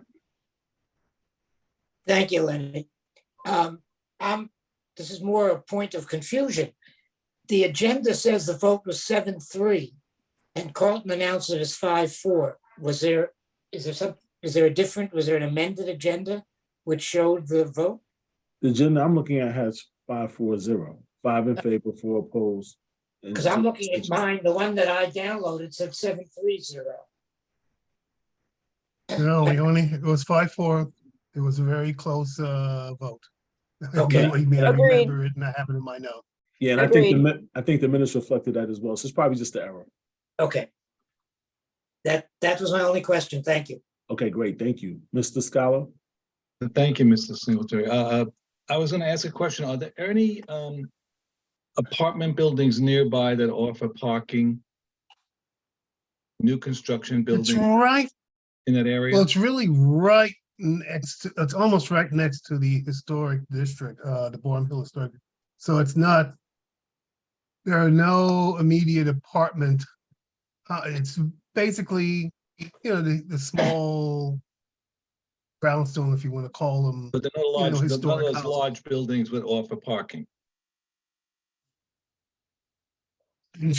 I'm going through a mental map in my head, and no, there aren't any. In fact, it's right. The parking lot's almost right by the criminal courthouse. You have a row of the historic houses. You're over by the, I guess the back of the stores on, by Skimmerhorn, if you want to use Skimmerhorn. But no, there are none of the larger apartment houses. Again, I'm going by, I'm just going to a mental map of that block. And I don't think that there aren't any larger apartment houses that are adjacent to that particular block. Thank you. Thank you. Ms. Thurston? Thank you, Chair. I will attempt to be succinct. I just will reiterate a bit of what I shared at the meeting itself.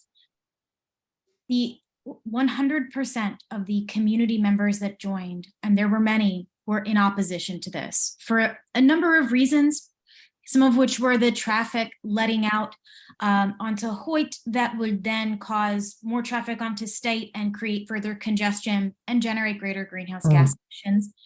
Other feedback was largely around the safety, as well as our opportunity to be a leader here. We do not need to be a district with more parking in an area with extremely sufficient and expansive public transit. This is also a decision the developers are making.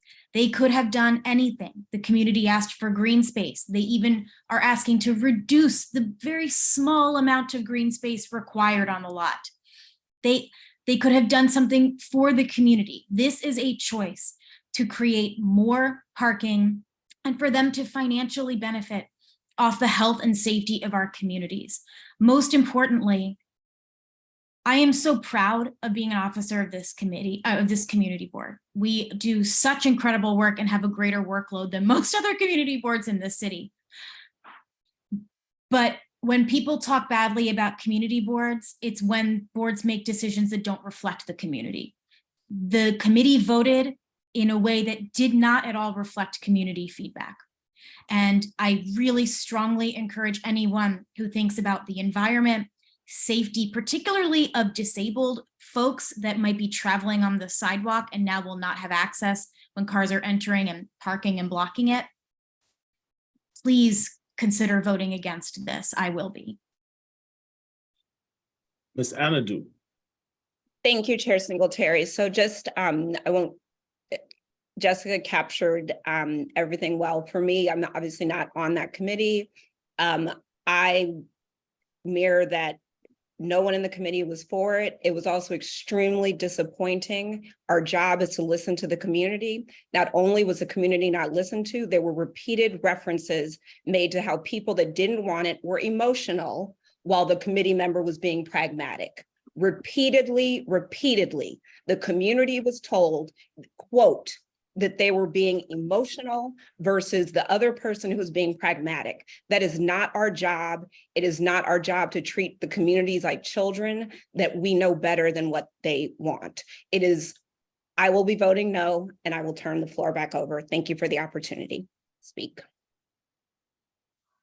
Hassan? Hi, good evening. Thank you very much for holding this meeting. I will definitely vote for no. And the reason is there are some provisions for New York City Building Code 2022 and Chapter 11, there's 1106. Those provisions, I haven't seen that really addressed. And also, there are other provisions for Green New Deal that has not been addressed. So that is also 1106.8.1, which is accessible vehicle charging station. And there are 5% stipulation. And there is also federal code provisions that needs to be addressed. So there are a number of code violations, not violations, like code concerns, let's put it that way. So that has not been addressed as such. And I was not part of the conversation, so I do not want to harp into like bringing all those guns. No, what I'm trying to say is there are legitimate concerns that needs to be addressed, and which is because the way community works, the equity needs to be addressed. It's not, and also design wise, I think there are a lot of different ways to look at it. There are a number of parking lots design needs to be looked at, because parking lots is not only a lot, it can be a public space. So it can be inverted parking lot. It can be a totally green space. You don't need to see the cars. Cars are services. And the service can go all the way down. And on top, you can see the greenery. So there are not design aspect. And previously before me, I really acknowledge what she said, that for the community, we do not need to bring also all those car parking lots. We need more greener space. We need equitable space. We need community space. And there are legitimate concerns in terms of codes and standards, and state codes needs to be addressed, federal codes needs to be addressed, and I believe this has been done, but there are questions still there. Thank you. I will definitely vote for no. Mr. Augustus. You know, I read this, and it's an application by the owners of the public lot, parking lot. That parking lot has been in existence since 1982. That's 41 years. And they're not expanding onto the open streets in the neighborhood. They're expanding within the footprint of their existing lot. You know, this romance, everybody does not take, this is the reality, everybody does not take mass transit. You know, people are not confined to the footprint of their neighborhood. They go outside of their neighborhood. I'm not confined to Fort Greene. I have to travel over to New Jersey or to the Bronx to visit relatives. I'm not taking mass transit. I could take a mass transit if the place is approximate to my block. People do have cars because they're not confined within the seven corners of their community. You could go to work, you could shop, probably go downtown Brooklyn on a bus or a train. But if you have to go outside the city, you take a car. And there's a reason for that, because there's no mass transit in the suburbs. You go out there. I don't understand, you know, we have lost, and I could tell you the parking spaces that has been lost in downtown Brooklyn. We used to be able to park in the parking lot at Macy's department store. There was a parking lot there. There was a parking lot I used to go down to, and most people, when they went to a restaurant, let's say Gaze and Taller, you're having people coming to Gaze and Taller downtown Brooklyn via car or taxi, and they need a place to park. There's some economic impact by not providing additional parking.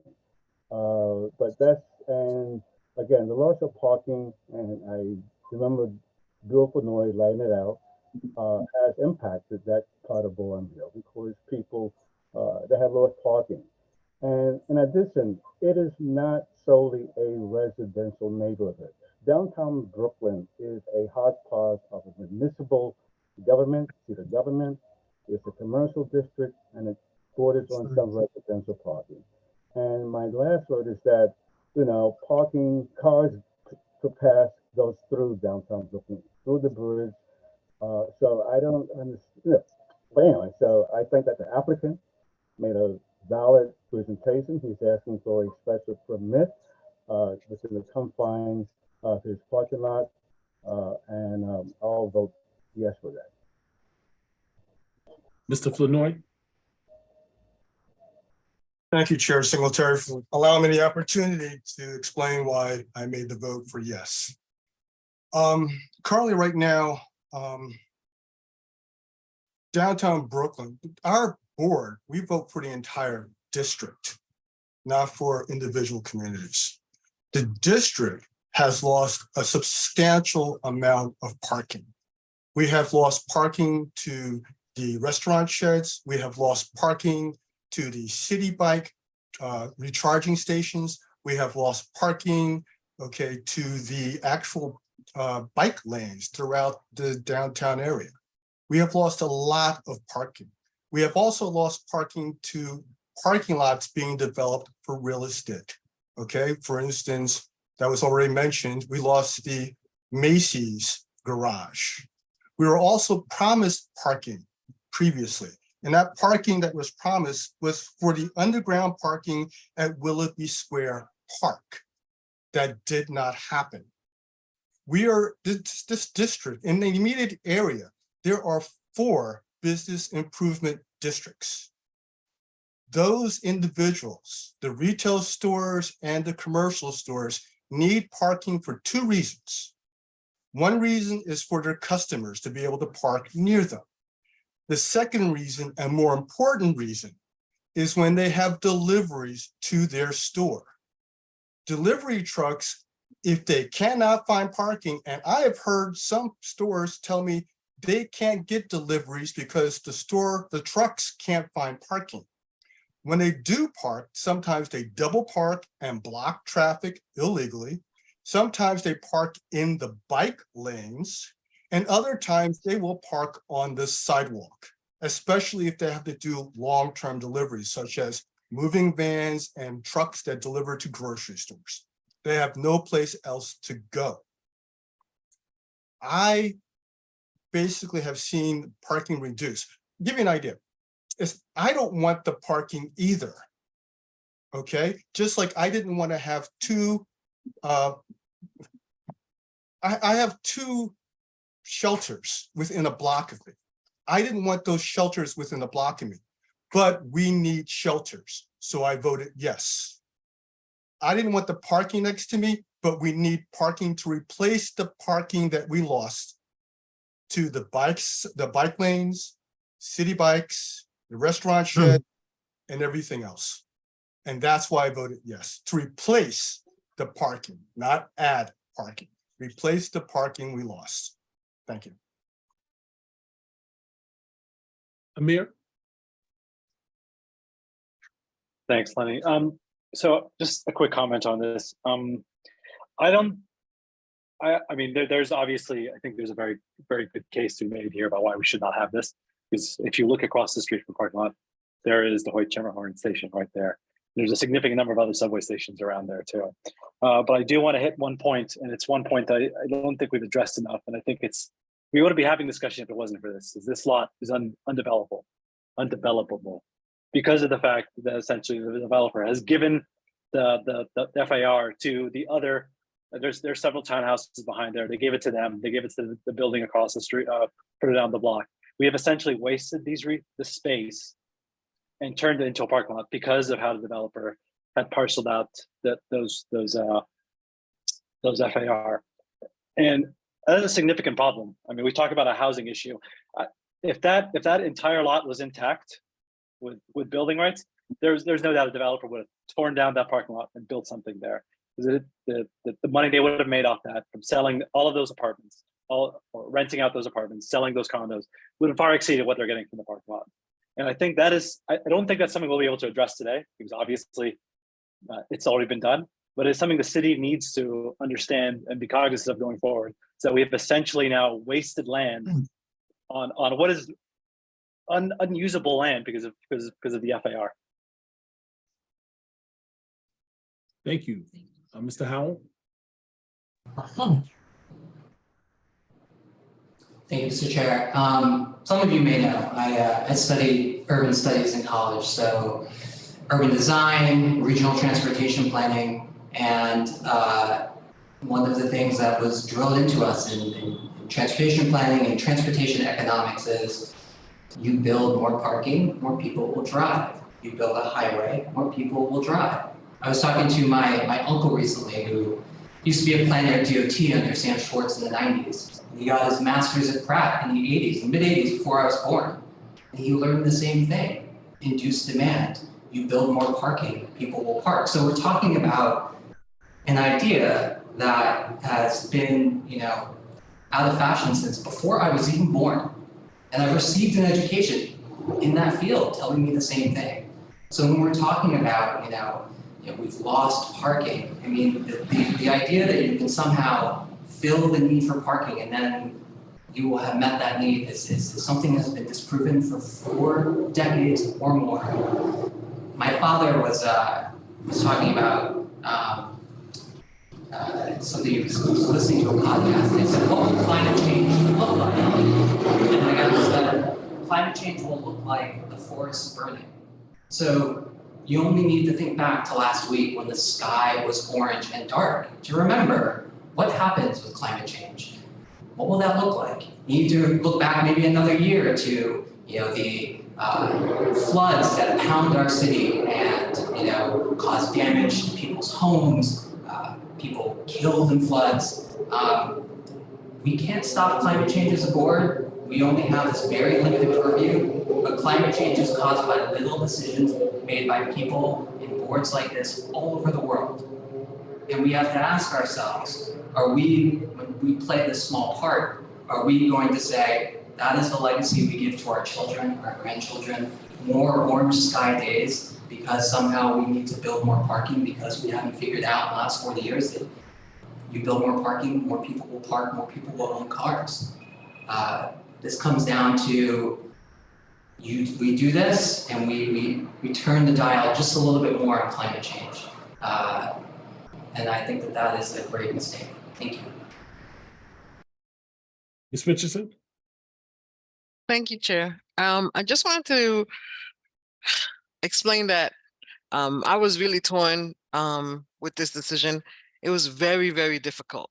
I think there were compelling and legitimate arguments on both sides. And I also want to say for the record that we did get letters of support from the business districts, several letters of support from the business districts. And they are also people in our district that have to be represented. Thank you. Ms. Rasker?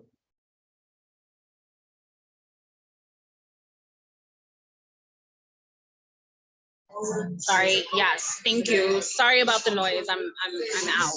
But for all of the reasons that everyone has said no, I agree with that. I'm not gonna reiterate that, the environmental impact, public safety, and everything else.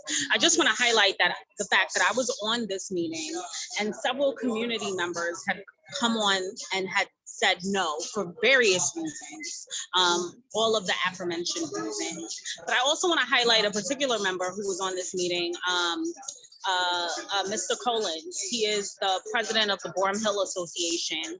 He was on this meeting and he represents Borum Hill.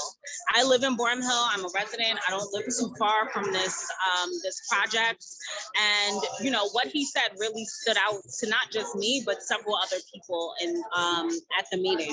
So I just want to highlight the fact that the community is actively, extensively against this project.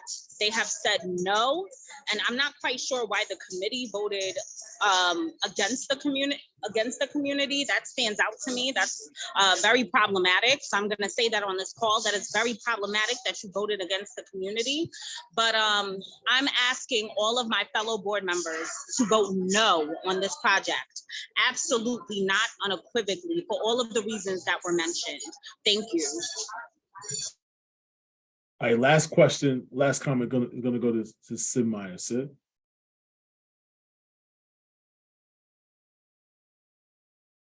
Can you hear me? I mean, it's a little bit difficult here. And I hope you can Yes, hear we can hear you. Okay. First of all, I'm on the board of the Borum Hill Association. I live in Borum Hill. I support this, and I support this for a number of reasons.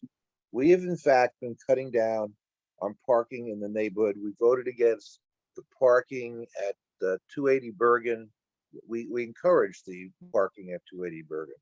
We cut out over 120 parking spaces from that. And the community got very little in additional low-income housing. In addition, with the congestion pricing coming, we're going to get the overflow from Manhattan into this neighborhood. If we do not, and we don't have residential parking permits, the community board has approved. And that because of that, this neighborhood is going to be flooded with people who are going to try to park in in our neighborhoods while they take the subways into Manhattan. And they're correct. We do have an extensive subway system here. But if we do not accommodate, and we've cut, as I said, we've cut out the Macy's parking, a whole bunch of parking. We don't accommodate, we're going to have the people driving through the neighborhoods looking for parking spaces and no place to pay for park, no place for anything else. As I said, I'm a member. I live in Borum Hill. I'm a member of the Borum Hill Association. I know of other members of the Borum Hill Association who are on the community board who, in fact, the parking here as well. Would I like to see less parking in the in the area? I probably would, but in this case, I'm going to vote for it. All right, so maybe I wasn't clear earlier, but I'm going to make an exception. So these last three hands, Ms. Gelbs, Ms. Sherwood Young, and Mr. Lee, are the last comments. We're going to get into this vote, right? I'm not going to rehash what the committee already discussed when they have a committee meeting. So I appreciate all the comments, and we'll start with Ms. Gelbs. Hi, I'm a member of the Borum Hill Association also, and I'm also a member of CB2. This spot was promised, if I can remember, years ago as a green spot for this community. I live in this community. I don't have a car. I think if you live in this community, you don't need a car. We have too much public transportation. You can walk to everything you need. Another thing is, why would they need to have more cars parked there? And some of the reasons were people coming to church need to park their car to get to church. People do this. I walk to my temple. So I don't know why you can't go to church on public transportation or take a taxi or take an Uber. You don't need to park if you're coming with Uber. That's all I have to say. I'm definitely voting no. Ms. Sherwood Young? Thank you, Chair. I live literally around the corner from this. I can practically see it from where I'm sitting right now. I will also be voting no. And I think one thing that's been a recurring sort of theme that around this conversation and some of the other parking conversations is the idea that we've lost parking over time. That's a feature, I think, not a bug. Like, we want to lose parking over time. Mr. Howard already discussed induced demand.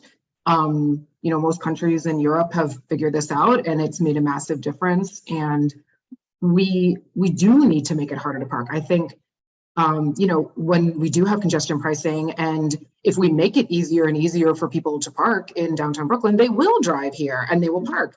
If they spend 2 weeks driving every day and then trying to find parking and they're unsuccessful every day, they will stop trying to do that. I mean, that's certainly what I would do. So I do think that we need to start thinking 20, 30, 50 years down the line and realize that we just need to reduce our dependence on cars. Cars are a convenience and they have a lot of benefits, but as a society, we just all have to, I think, start figuring out better ways. And I think it speaks to let's push harder for better public transportation. It's not where it needs to be. The accessibility is not there. There's definitely issues with public transportation, but I'd personally, as a board, rather really focus our efforts there and making public transportation and other forms of green transportation better for everyone. Express buses, than trying to, move backward and provide more parking. Mr. Lee, you have the final comment. Thank you. I live in downtown Brooklyn and I am a car owner, and I'm against this. I understand the reasons for supporting this, but I don't think, in my opinion, that the developer made a good argument that more cars are necessary. It's all empirical facts as opposed to true data. And for that alone, I don't think we should support this. That's all I would say. All right, great. Listen, everyone knows I'm all about collaboration, having voices heard, and I think the community can stand proud, regardless of the outcome of the vote, that the entire community was considered in the discussion that I've heard this evening. And I would imagine the same thing took place at the committee. Regardless of the outcome of the vote, people were heard. Whether you listen in that, whether it impacted your vote, we'll never know. But our job is to hear, represent, and advise. So with that, Jessica, let's take this roll call vote. All right, let's do it, folks. It's in alphabetical order by last name, so keep an eye out and think on when you might be up next. Amir Abul Akil, how do you vote? And just a reminder, a vote yes is in support of the committee's recommendation to support the parking. A vote no is against. Amir, how do you vote? No. Ms. Akent, how do you vote? Janet Akent? Right, I'm not sure if she's still here. Ms. Alston, how do you vote? Yeah. Janet, Jessica, hold on for me 1 second. Janet, are you prepared to vote? This is for the parking lot, correct? Correct. I'm sorry, let me just make sure. This is to expand it, correct? Or correct. not? This vote would be in favor of the committee's recommendation to expand the parking. Do you vote yes or no? Yes. Ms. Alston, how do you vote? No. Ms. Anadu? Absolutely no. Mr. Augustus? I vote yes in support of the applicant. Ms. Blount? Yes. Mr. Botner? No. Ms. Karstafen? No. Ms. Cobb? Abstain. Ms. Colarusso? No. Mr. Ferreira? No. Mr. Flanoy? Yes. Ms. Gelbs? No. Ms. Gilman? No. Mr. Gordon? Yes. Ms. Hallen? Ms. Hallen? Deborah? We'll come back. Ms. Hong, how do you vote? I vote no. Mr. Howell? No. Ms. Hubbard coming unweary? Yes. Thomas, I'm going to flub your last name. Mr. Huzij? I'm sorry. Close enough. No. Mr. Jordan? Abstain. Mr. Lee? No. Mr. Mamoon? No. Mr. Meyer? Sid? Yes. Ms. Morales? Yes. Thanks, Sid. Ms. Morales? No. Ms. Masso? Yes. Ms. Policia? No. Ms. Pune? Apologies if I mispronounced. Okay. Yes. Mr. Quint? Yes. Ms. Rasco? No, no. Ms. Richardson? Yes. Mr. Rogers? No. Mr. Ryan? No. Mr. Scala? No. Ms. Scope? No. Ms. Scott? Is Lisa here? Mr. Smith? No. Ms. Thurston? No. Ms. Williams? Yes. Ms. Yearwood Young? No. Ms. Zaylor Gringer? No.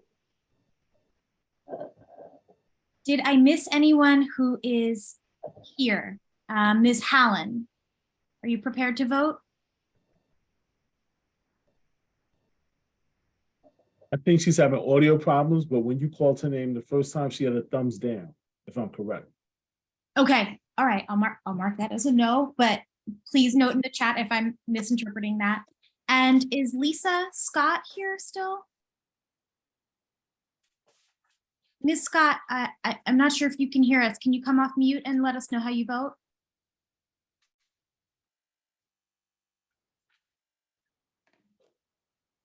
Ms. Scott, I saw you come off mute. Are you able to vote? It's possible she may have stepped away. Okay, okay. I don't have to. All right, anyone else that may have been missed? So you miss me and I vote no. Oh, yeah, sorry, I was saving you for last and then I Yeah, forgot. that's all right. That's all right. That's how we do it. That's perfect. Yeah. And I see Ms. Scott responded in the chat. She says yes. Okay, thank you, Lisa. Bear with us. So the motion fails.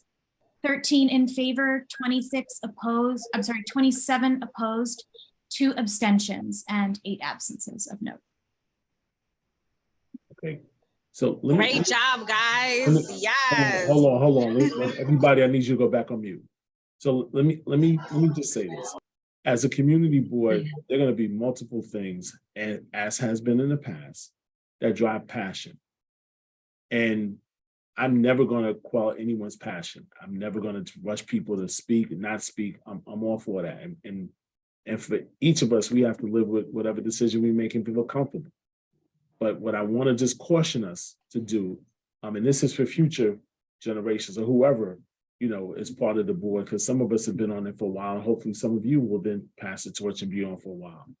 There's a fine line between passionate and making people feel uncomfortable about their vote. It's a fine line there.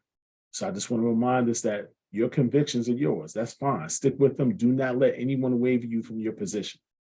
But just keep in mind, there's a fine line between making people feel uncomfortable about the work they do.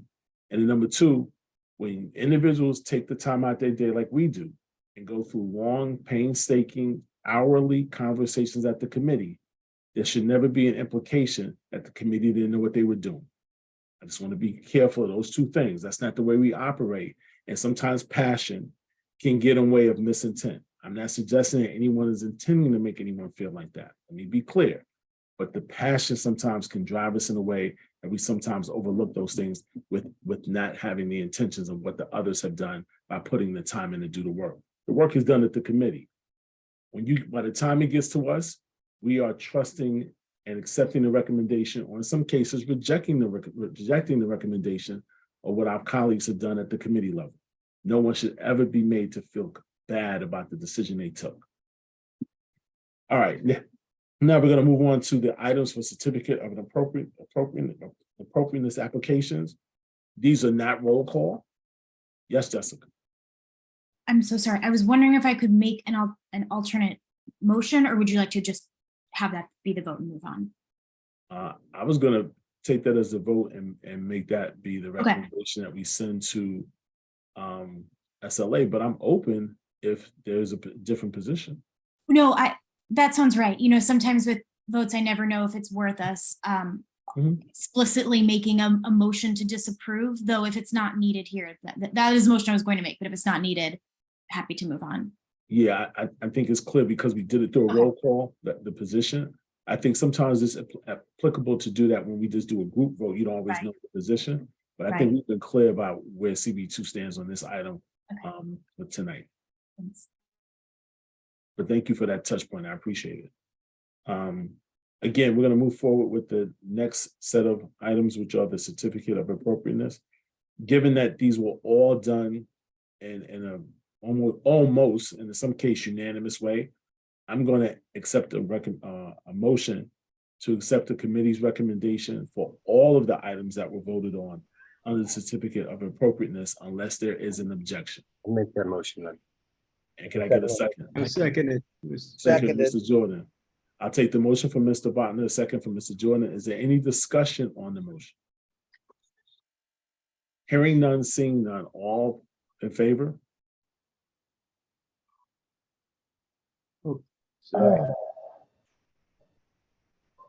Sorry, I was trying to make a point.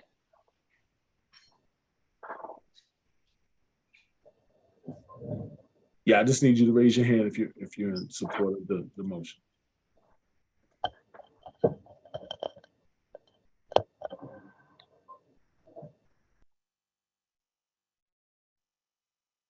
I see hands coming down. I still need hands up. If you're in support of the motion, I need your hands up. Up.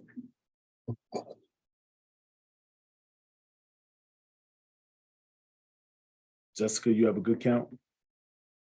I think so. Okay, great. Please lower your hand.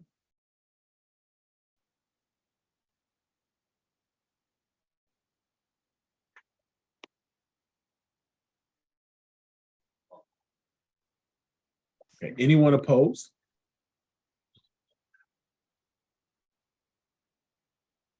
Anyone abstaining? Just to be clear, I see 2 hands, and these are for abstentions, correct? I see 3 hands, these are for abstentions, correct? Yes. Rachel, correct? Okay. Jessica, you have the Yes. count? Got it. Okay, great. Thank you. Please lower your hand.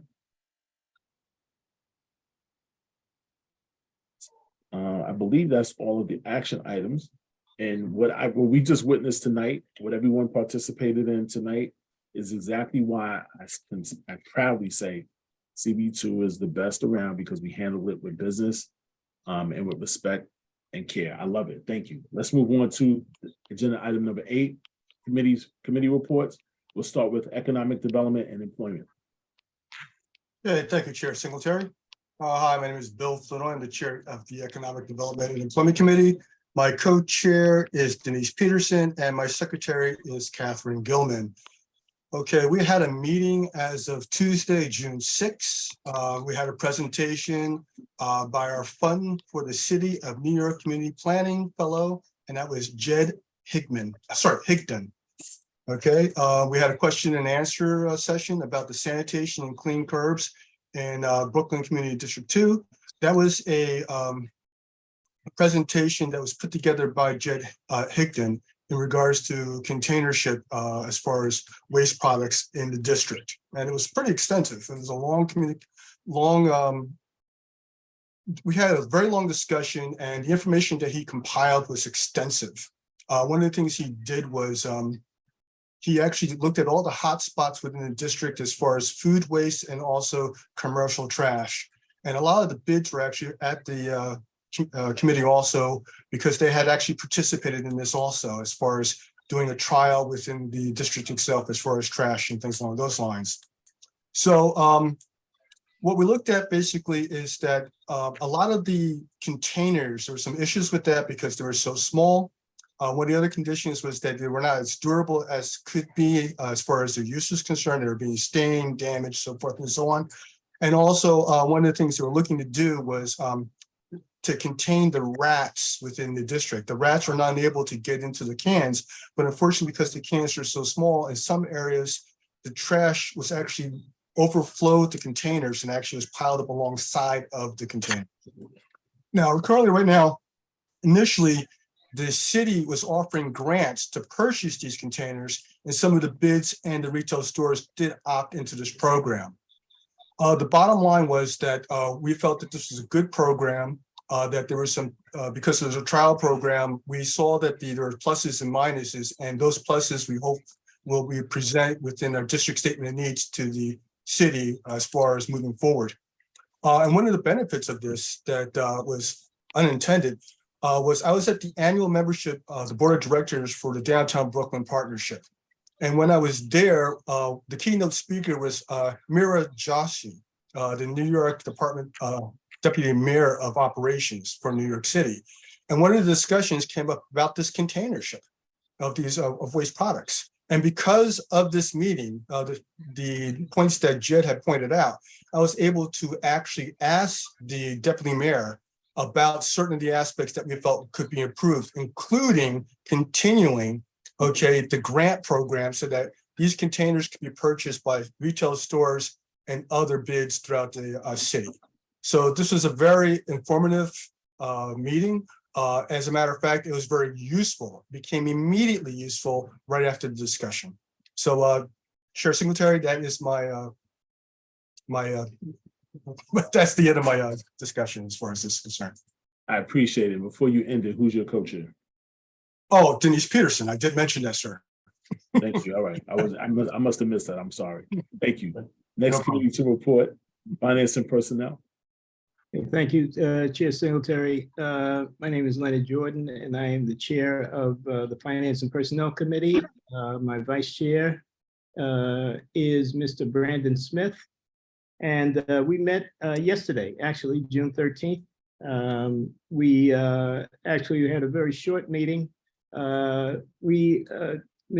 Our district manager had reported that the posting for the two positions that we will have open as the assistant district manager and the community associate still has had some delays, but she anticipates that either by the end of June or mid-July that would be finally posted. So the committee will not be meeting. Next regular meeting, matter of fact, will be September 28th. However, we are prepared to meet during the summer if that posting comes through. We already have a proposed interview process in place, which is similar to what we've done in the past with interview questions. So we're ready to roll as soon as the posting goes up. And I think I think it's 21 days at least that we have to have the posting up. We're anxious to get our office fully staffed. And we know our district manager is anxious for us to have it fully staffed, and so is everybody else. That is where we stand right now. We're just waiting for that posting, and then we will meet. We'll have some ad hoc meetings during the summer if that does happen during that time. And our next regularly scheduled meeting will be September 28th. And that's the end of my report, Mr. Singletary. Thank you. Next committee to report, Parks and Recreation. Good evening, Chair Singletary, and thank you. I'm Barb Gonzalez-Ringer, the chair of our committee, and I'm looking forward to the appointment of a new co-chair, hopefully sometime soon.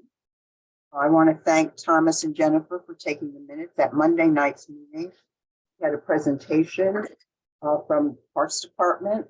They were here at our committee in November to tell us that they were going to post a request for expressions of interest for temporary work on the Anchorage Plaza, which is adjacent to the bridge.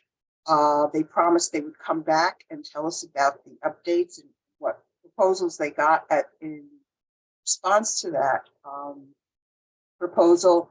The Parks Department indicated the other night that they don't have the funds to do anything with this space, but are looking to a developer to do that.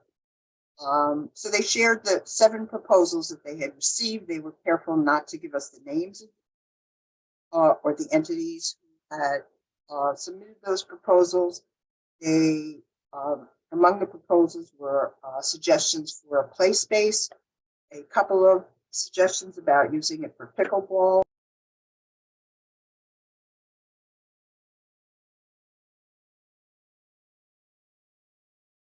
Ms. Alder-Gringer?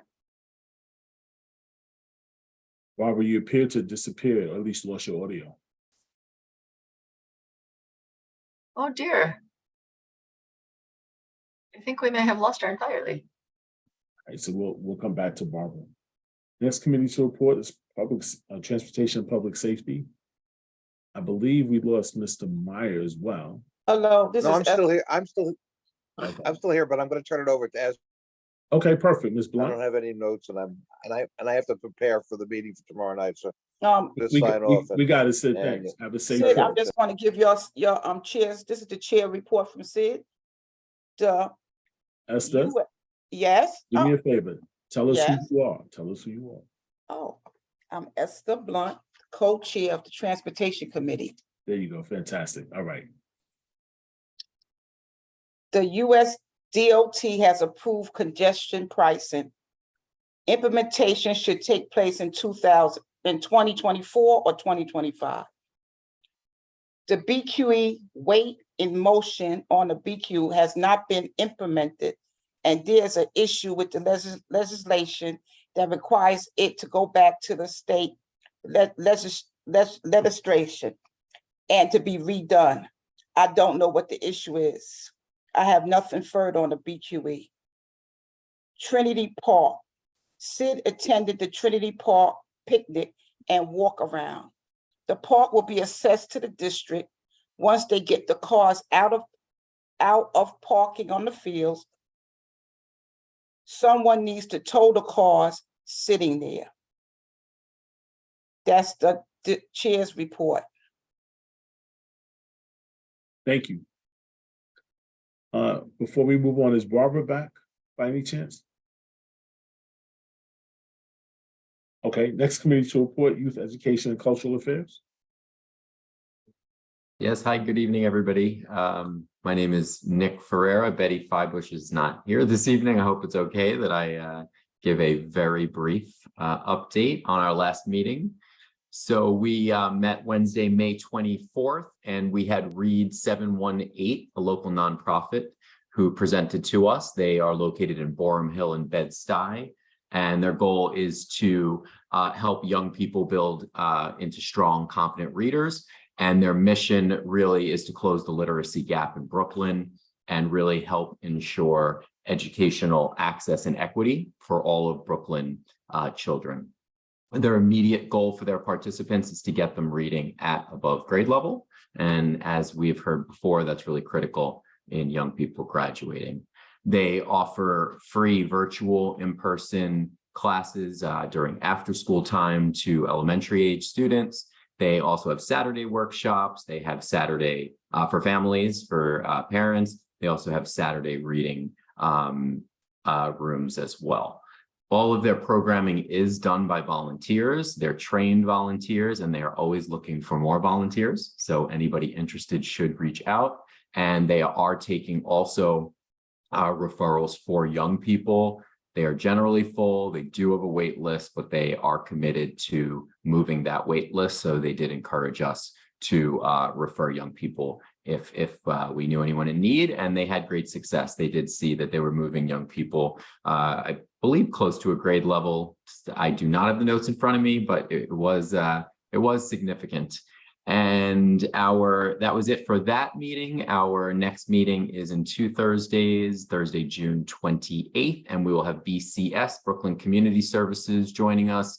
They work in neighborhoods of systemic poverty, and they run after-school programming and a beacon programming in Fort Greene. So join us if you're interested. Have a good night. Thank you. Great. Thank you, Nick. I appreciate your update on behalf of Betty. My pleasure. Barbara, are you back with us? Yes, I am. Sorry about that. I had great connectivity all evening, and just when I was speaking, I lost it. I don't know where you, how much of it, my presentation you heard, and Chair Singletary, thank you for letting me get back on the call. I was talking about the 7 proposals that were discussed at Monday night's meeting. They included a play space, pickleball, mixed use area, an art space, and a flea market, possibly with seasonal holiday market pop-ups. The committee voted to support the posting of an RFP by the Parks Department, and we did with 2 suggestions, 2 specifications. One, that if there were any fee-based activities, that they'd be in consideration of the low-income residents of our area so that they would not be closed out. And also listening to the community, the Dumbo community, and their concerns about being overrun with tourists, asking that whatever activity was brought into that area, it would be something geared to local residents that hopefully wouldn't encourage additional people to overrun the Dumbo district. So we'll see what happens after that. Thank you. Thank you, Barbara. That concludes the committee reports. Before we jump into— Mr. Chair, it's Sarah Scott. Can I have a question of Barbara? Sure, Sarah. Go ahead, what's the question? I'm listening. Barbara, is that a temporary thing that they're doing with the parks? Because the DOT— The contract would be for 5 years. And we did learn at the meeting that apparently at least some of that space would be subject to the BQE project. So, and of course, at this point, we don't really know what's going to happen with the BQE. So it is it's 5 years. That's what the contract is being put out. Would be. And do they come back to us for a presentation of what they will actually do? They promised to do that, and I expect them to do that because they were here in November. They promised to return. I lauded them for doing that. They did return, and they will return with the update. Thank you. Sure. Ms. Masso? I didn't hear the location. It is going to take place. This is the Anchorage Plaza, which is adjacent to the Brooklyn Bridge, and also includes a little bit of, it's on your way to, so near Dumbo. And it also includes the passageway under the bridge at that point and some space behind it. Thank you. Sure. Thank you, Barbara. Next on the agenda is other board business. Are there any community board members that have items that they want us to be aware of that we didn't already capture on tonight's agenda? Hearing none, seeing none, we're going to move into agenda item number 10, community partners. If you are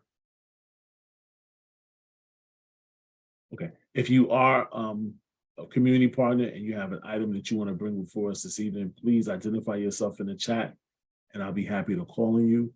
First person I'm going to call on this evening is Mr. Richard Morrow from the Red Cross. Got me first. Good evening, Chair Singletary, ladies and gentlemen. My name is Richard Morrow and I'm the Greater New York Red Cross Community Relations Ambassador for Community Board 2. After last week's devastating air emergency, I thought we should know about the 4 major reports that were recently published on air pollution. Each breath we take contains a complex mixture of pollutants. Globally, air pollution is responsible for almost 7 million premature deaths. This has led the World Health Organization describing air pollution as a global health emergency. The American Lung Association recently published the State of the Air 2023 report. It found that nearly 36% of Americans, 138 million people, including 24 million children, still live in places with failing grades for unhealthy levels of ozone and particulate pollution. It found that the burden of living with unhealthy air is not shared equally. Although people of color are 41% of the overall population of the US, they are 54%, or 65 million of the nearly 120 million people living in counties with at least one failing grade. And in counties with the worst air quality that get failing grades for all 3 pollution measures, 72%, or 13 million of the 18 million residents affected are people of color. The Environmental Research Group at Imperial College London recently published a review of a decade of scientific studies on air pollution and its effect on human health from conception to old age. They found during pregnancy and birth, air pollution hampers fetal development, causes miscarriages, and induces preterm births. In the developing child, birth through adolescence, air pollution hampers lung growth, causes asthma and high blood pressure, worsens the ability to learn, remember, reason, and solve problems, causes mental health problems and various types of illnesses. In adulthood, air pollution causes early death, affects cardiac health, causes strokes, increases cases of dementia, mental health disorders, and chronic respiratory problems. At all stages of development, the study found air pollution causes cancer and multiple chronic illnesses. What are these pollutants and where do they come from? Black carbon and elemental carbon are very fine particulate air pollution. Black carbon, commonly known as soot, comes from burning gasoline and coal. Elemental carbon comes from burning methane, your household gas, and wood, as we saw last week. You may have seen it written as PM 2.5. The PM stands for particulate matter. These are the most deadly of the pollutants, which are so small they are measured in micrometers. 2.5 micrometers is the smallest particulate matter, and it is 1/30th the width of a human hair. We breathe these particles into our nose and throat, then they enter into our lungs and bloodstream, affecting our organs. Larger particles are referred to as PM10. Nitrogen oxides are a group of pollutant gases produced by the combustion of fuels used for land, sea, and air travel. In areas of high motor vehicle traffic, such as in large cities, the gas nitrogen dioxide, a known toxic gas, can be a significant source of air pollution. Ozone is a component of air pollution that occurs with nitrogen oxides react with certain chemical compounds that are released in the air due to everyday industrial activities. And when ozone reacts with volatile organic compounds, or VOCs, which are off gases emitted by products we use every day. According to a new report from Environmental Science and Technology, the most common consumer products that are in U.S. homes release 5,000 tons of volatile organic compounds, or VOCs, in the United States annually. Sulfur dioxide.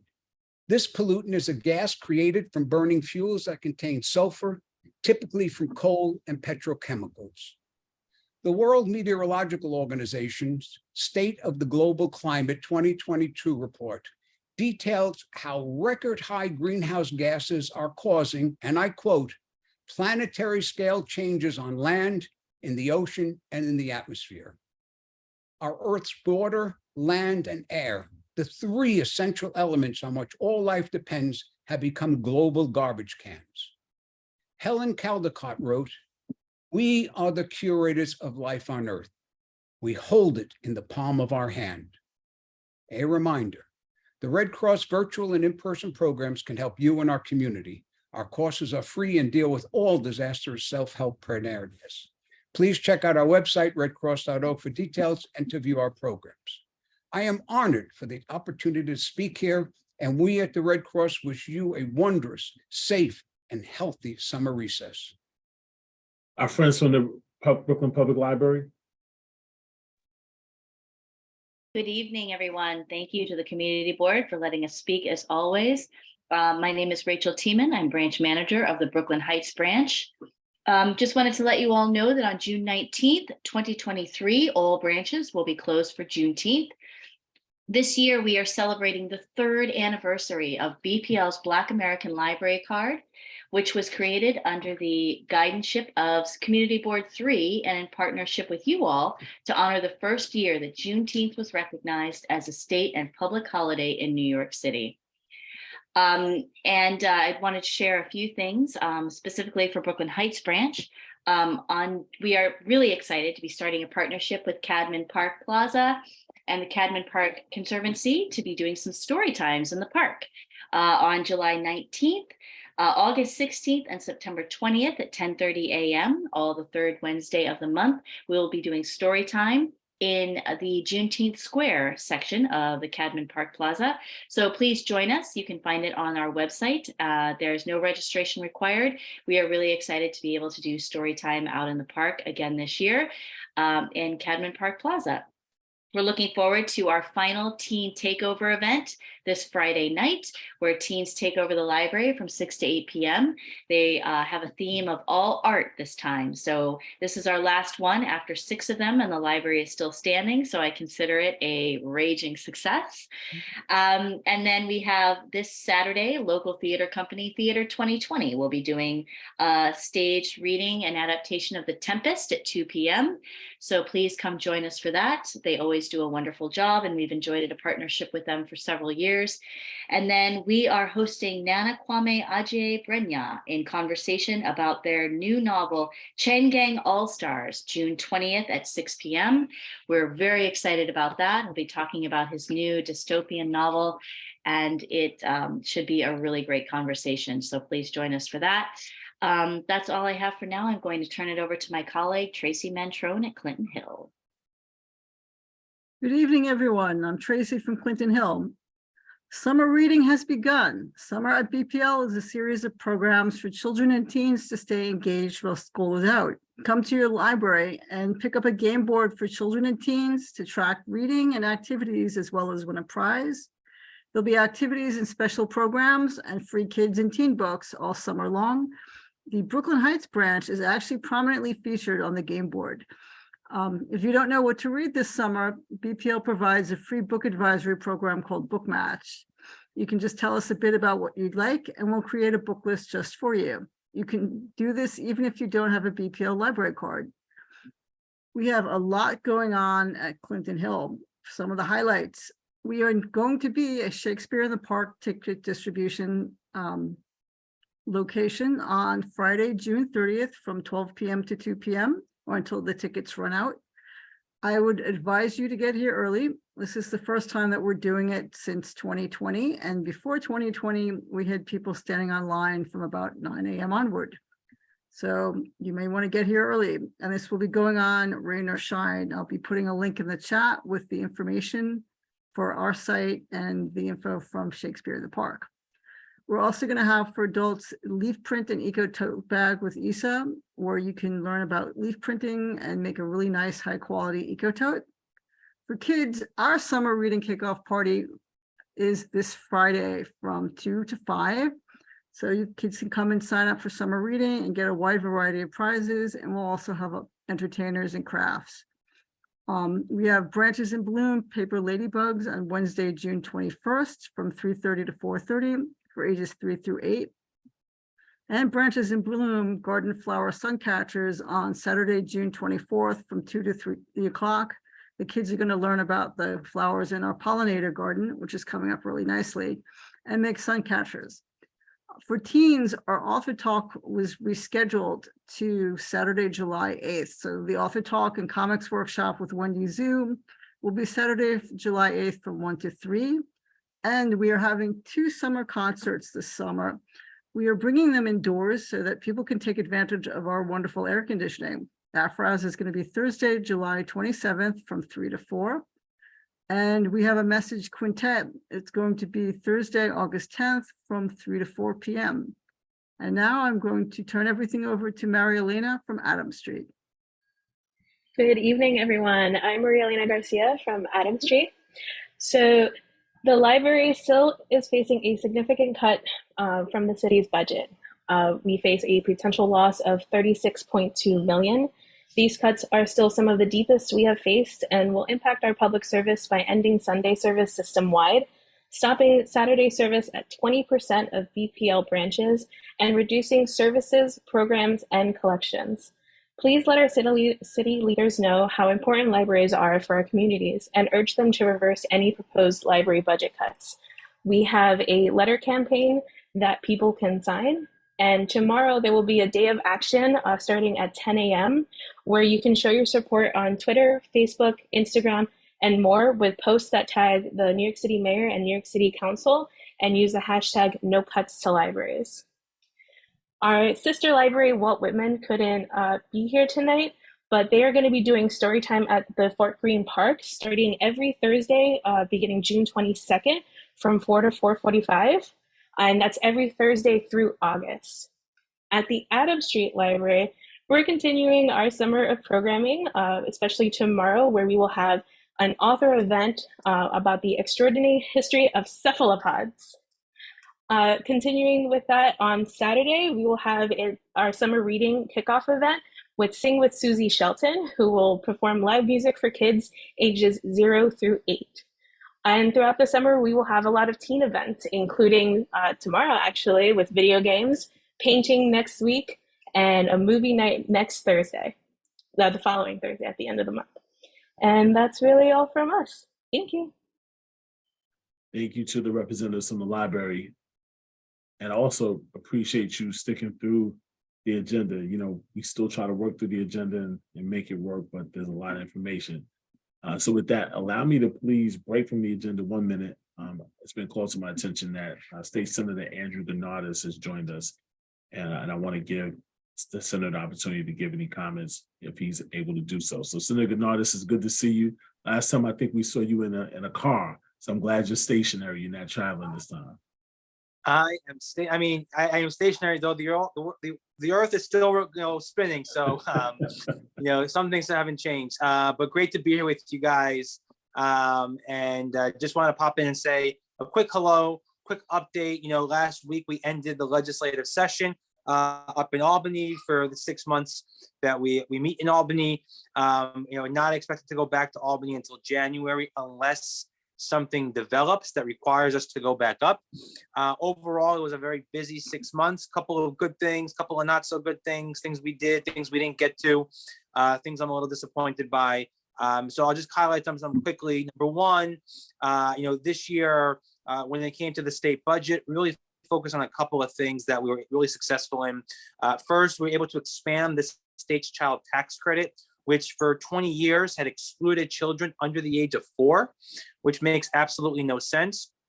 And I made trying to close that gap a big priority this year. I'm happy to say that we did, so that now 800,000 children under the age of 4 in New York State are eligible for the state child tax credit. That's 650,000.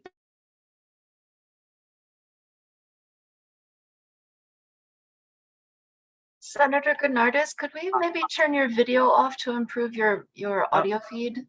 Yeah, sure. So really something I'm incredibly proud of.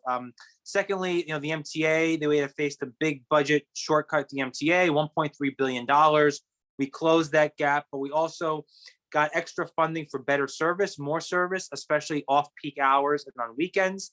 I'm happy to say that every single subway line that serves my district, the 26th, will see some form of frequency improvements on the weekends and overnight hours. And there should not be a single moment where anyone has to wait more than 10 minutes for a subway car. I think 10 is still too long, but given the fact that in some parts, the R train in Bay Ridge on a Saturday could be 25 minutes, I'll take the 10, and we build on that for next year. And then, of course, continuing to our fight to fully fund CUNY, and fighting back against tuition increases, making sure that we have enough full-time faculty to teach our students, and that students have the support services they need. So that was a quick budget snapshot. Other things that we've been working on that I'll highlight. Number one, I may have mentioned this before, trying to regulate the impact that social media and big tech has on kids. It's really, really bad out there. Kids are exposed to some terrible content, toxic content. Their data is being collected, it's being sold, it's being manipulated. They're being fed these automatic algorithms. It's the wild, wild west. I've been working on something called the Child Data Privacy and Protection Act to help protect kids, who use the internet and who interact with social media. And then secondly, the Senate passed my bill last week to reform the state's lockdown drill mandates. New York State has the highest mandate of any state in the country for lockdown drills in schools. We require 4. Over the course of a student's lifetime, that's 60 lockdown drills. These drills are deeply traumatizing. There's very little evidence that that more drills actually make kids safer. And in fact, there's evidence to show that we're actually harming kids by forcing them to simulate active shooter situations, 3-4 times a year. So we passed my bill to reform that lockdown drill mandate to include statewide standards, trauma-informed guidelines, and to reduce the excessive nature of those drills. I've been working on that with our Assemblywoman, Joanne Simon. Another bill that we did pass last week, which I think is of particular interest to this group, is we passed the weight in motion bill through both the Senate and the Assembly, which now goes to the governor for her signature. This is what's going to allow DOT to start issuing fines for overweight vehicles on the triple cantilever on the BQE. They passed it last year, but there was a wrinkle in what was passed. The standards that was previously adopted have not actually been finalized. And so we could not actually implement the program because those standards had not been finalized. So we had to go back and retweak the language in the bill so that now DOT can go ahead and start ticketing these overweight vehicles. This will help in our fight against all the overweight trucks that are really weighing down the cantilever and further escalating the cantilever structural demise. Big disappointment, I'll say, is the lack of anything on housing. We're in a housing crisis. It's part of our affordability crisis. The governor wanted us to, had the plan to build 800,000 units of housing, which is a good start. I think he was missing some things. We ended the legislative session without taking any meaningful action on housing, nothing to build new housing. nothing to build new affordable housing, nothing to extend and expand tenant protections and eviction protections, nothing to prevent homelessness prevention, nothing, for a whole bunch of problems in our housing ecosystem. And I'm deeply disappointed by this. I think it was a real failure of Albany. And as someone who goes to Albany, I take some of that responsibility. At the end of the day, the Assembly and the Senate came to a compromise on a potential housing package that would have done some, but not everything we needed to do. But it was a start. And the governor threatened to veto it. And then the Senate and Assembly decided not to move ahead in forcing her hand to force her to veto or to call her bluff. I would have liked to see us take a vote. I think it's important that we show people that we take this crisis seriously, that we're willing to do anything we can to address it. But that was not the prevailing sentiment in either the Senate or the Assembly. So unfortunately, we came home empty-handed with nothing to show for it. This occupied a lot of my time towards the last couple of weeks in session. I was really focused on trying to get the best housing package we possibly could get a majority vote for, which means it had to be a really comprehensive and also deeply compromised proposal. I thought we had a good proposal on the table, but the governor said she was not going to entertain any form of additional tenant protections or eviction protections and threatened to veto it. So here we are. We have to keep focusing on this. We have to keep talking about this. We have to keep acting on this. And it's going to continue to be a focus of mine moving forward throughout the off session over the next 6 months, but it also, as soon as we get back to Albany, to really tackle this. I don't have to go back to Albany until January, like I said, unless something happens. Hopefully a housing compromise gets struck, but we'll see. But that means I'll be in the district more often. And so I'll be able to see you all in person more frequently. As I've probably joked before, it's really strange when you get elected and you promise everyone that you're going to be around.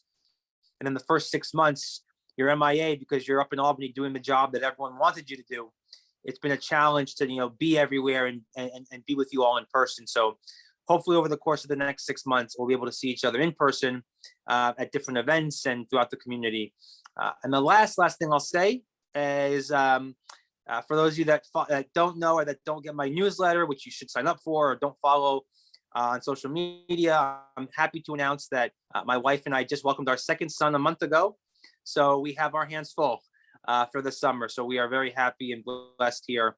And, as we come out, as we enjoy the summer, I'm sure we'll see you guys out and about in the community with our 2 little boys in tow. I'll stop there. There was a lot to say in one breath. Happy to take a question or two if we have time, Lenny. If not, you all know how to reach me. I know Clay from my office is on, and you can always reach out to our office at any time. Happy to take questions and help solve whatever issues we've got going on. Senator, listen, it's always good to hear from you. We're going to stay consistent because Joanne was on earlier, and we're just happy that you were able to participate. Great. But given the hour, we started at 6:01 on the dot, and I have some other things I want to do. We'll reach you by contacting you outside of tonight's meeting. Excellent answer. That's what I like to hear. All right, guys. Have a great summer, everyone. Take care. All right. Congratulations again on the new addition to the family. So we just concluded with the Brooklyn Navy Yard, with the Brooklyn Public Library and their update. Now I want to pivot to the Brooklyn Navy Yard for their update. Thank you, Chair Singletary. Ethan Mulligan, Director of Government and Community Relations. Good to see you all. Having worked with you for a while, right? Recently, I know how much you love CB2, but I want to get everyone to their summer. So we're going to be super brief, like some of our elected officials. I'm going to give you some upcoming events at the yard in just a second. But first, I wanted to introduce Naftali David. Naftali is our Community Partnerships and Outreach Manager. He's been with us quite a while at the yard, always with one foot in community, but we are very, very happy now. He is stepping 100% into our community space here. So Naftali is going to give you some updates on the workforce development front, and then I'll come back in with just those upcoming events. Thanks, Ethan. Good afternoon. Oh, excuse me. Good evening, Brooklyn Community Board 2 family. As Ethan said, my name is Naftali David. And I'm at the Brooklyn Navy Yard Employment Center. So I'll be the main contact for a lot of the job and employment initiatives that are happening at the yard. So briefly, I just wanted to talk about some of the things that we're rolling out in the summer since you guys won't be in session. We'll be rolling out a series of work and employment events, dedicated workshops, job fairs, and what have you, so that the community can be more re-engaged with the employment initiatives that are on the yard. We're also, we have our fall cohort of internships. So if you have any people that you're connected to, any students, college students that you're connected to that are looking for internship opportunities, we've already started for the summer, but we will be recruiting for the fall internship program, the fall cohort around August. So that information will be given out. Hopefully I can get it to market it to the Brooklyn Community Board 2 newsletter. And I'll also drop the link to our website. Our page is dedicated to the job opportunities that are currently on the yard with Brooklyn Navy Yard businesses, as well as a link to register, and as well as a link to join our newsletter. So if you can take advantage of that, please do. And I will also leave my contact information in the chat as well. So just thank you for your time, and I look forward to working with you in the future. Great. Welcome aboard. We look forward to communicating with you in the future. And should you have any updates you want to share, if you could just send an email to Community Board Office, we'll be happy to disseminate that information. Ethan will be a good resource to help you engage in your relationship with the Community Board Office. Got it. Thank you. you. Definitely. Thank you, Chair Singletary. Can I just mention those few events? I'm always proud of you to come down to the yard, but this summer's the time to do it if you haven't been ever or haven't been recently. I'm going to drop the link in the chat with a link to all these programs, but Brooklyn Grange, you just missed beekeeping, but they have hands-on rooftop farming workshop coming up, intro to ceramics, hand building. There's also yoga on the rooftop farm on Tuesdays coming up. Kings County Distillery is having tours and whiskey tasting classes. Rooftop Reds is having pizza movie nights Thursdays and Sundays through October, as well as barbecue Sundays once a month. There's the Resilient Energy Showcases happening at the yard on June 6th. On June 17th is the Brooklyn Wine Festival, so join us for that. And then the tours from Turnstile Tours will be going this summer. You can go to this link and get a ticket to any of the following: past, present, and future, Introduction to the Navy Yard, Architecture and Infrastructure, Stories from the Built Environment, the Yard in World War II, and the bike tours are back. The Urban Ecology bike tours are back. So I'm putting the link in the chat now. Please just join us for one of those programs. And then we also go out into the community. I know we'll see you now on the 24th with the rescheduled date for the health fair. And actually this Sunday, June 18th, Naftali and I both will be at Prospect Park, Juneteenth NY, which has been running a Juneteenth program for 14 years now. Runs a 3-day festival, Friday, Saturday, Sunday. Sunday is at Prospect Park. We'll be in the Nethermead. We'll have a table. We'll be able to talk to you about the workforce development opportunities. Considering Juneteenth, obviously, we'll be able to talk to you about pathways for entrepreneurs of color to be at the yard, to grow their business, to bring their business to the yard, and then all the pathway things that we've talked about in previous meetings, whether that be school programs where middle school kids can learn about careers on the yard, or the STEAM Center where they can actually be doing the work, getting your first internship, getting your job, and hopefully bringing your business to the yard as an owner one day. So we'll be there in the Nethermead on Sunday, 12 to 6, Naftali and I. Please meet us there if you're there. And otherwise, we look forward to seeing you out in the community or at the yard this summer. Thanks. Thank you. So I don't see any other community partners who've identified themselves to speak. We are almost through the agenda. I do ask that board members, if you can, you will, please hold on. When we get to community forum, that's when individuals who are not board members have things they want to hear. And for them to have sat this long, almost 3 hours, it would be nice if they could have the full participation of board members. So please just bear with me a little bit longer. We are now up to open forum. This is, again, where members who are participating this evening and are not members of the community board, but you are members of the community. This is where you have a chance to voice any concerns or things that you like to make sure the community board is aware of. And so with that, I'm going to start with Mr. John Dew.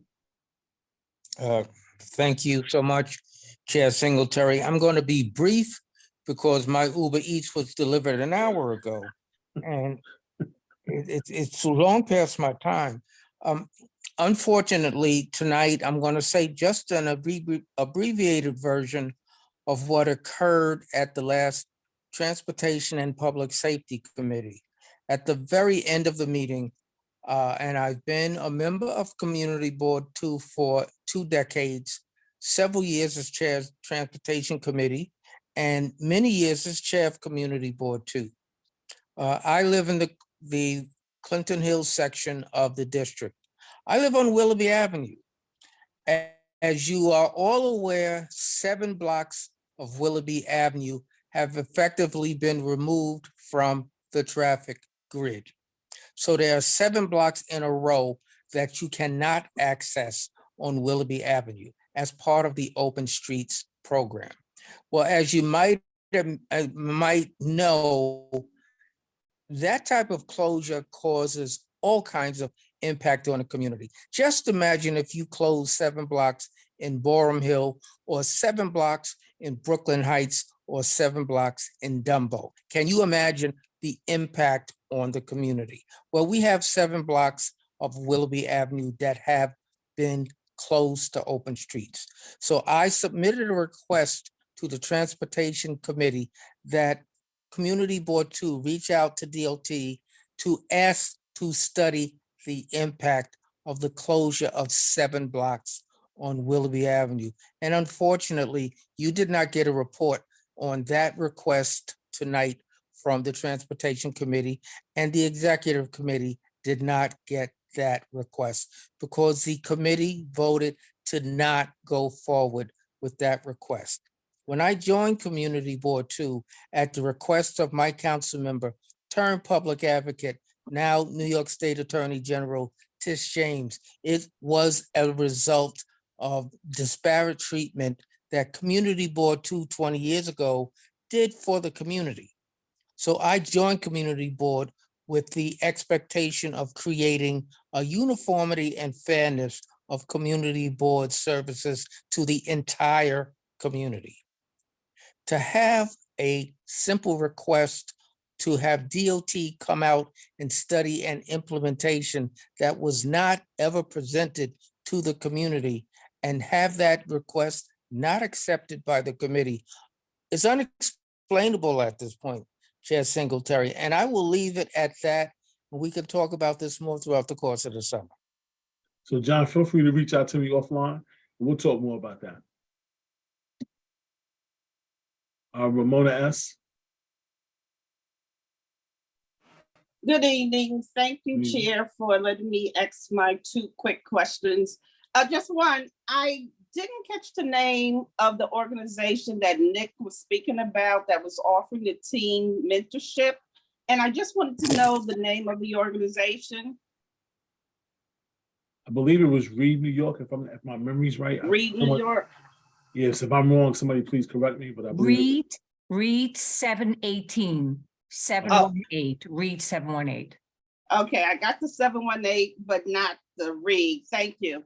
And just one other quick question. I was watching the virtual presentation regarding the proposals regarding Anchorage Park.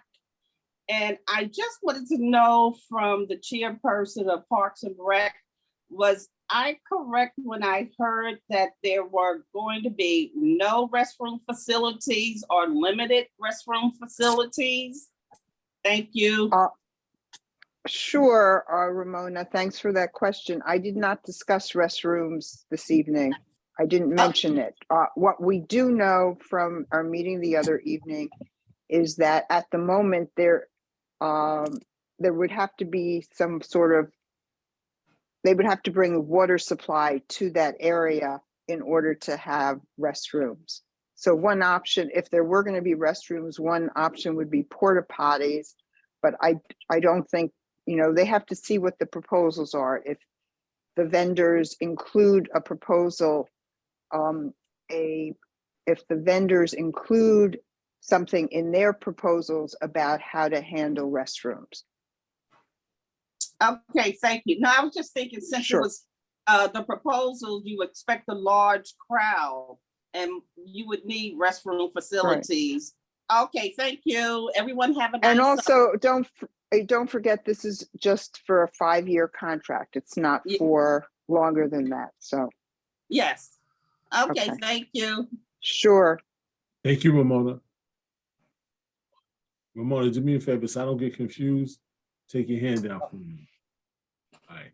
Now, are there any other members in the community, non-community board members who have anything they want to discuss this evening? Okay, great. Emily? It's an update for the community. Thank you, Chair Singletary. On Sunday, Andrew mentioned this at the beginning of the meeting, but I will be hosting my 4th annual Juneteenth celebration in Fort Greene Park. So if you're not with Ethan in Prospect Park, encourage you to come to Fort Greene Park. We will have everything from the walking tour in partnership with Fort Greene Park Conservancy and Crystal Hudson. We will have over 50 Black-owned small businesses and food vendors surrounding the park and in the park. In terms of food, we'll be giving out 500 bags of fresh produce in front of the Walt Whitman houses. We have even made like a special ice cream flavor with proceeds that will benefit Recess Arts, which is a nonprofit right here in CB2. So lots of good things. The theme is straight joy, no chaser. We are just there to have a good time and celebrate the importance of June 19th.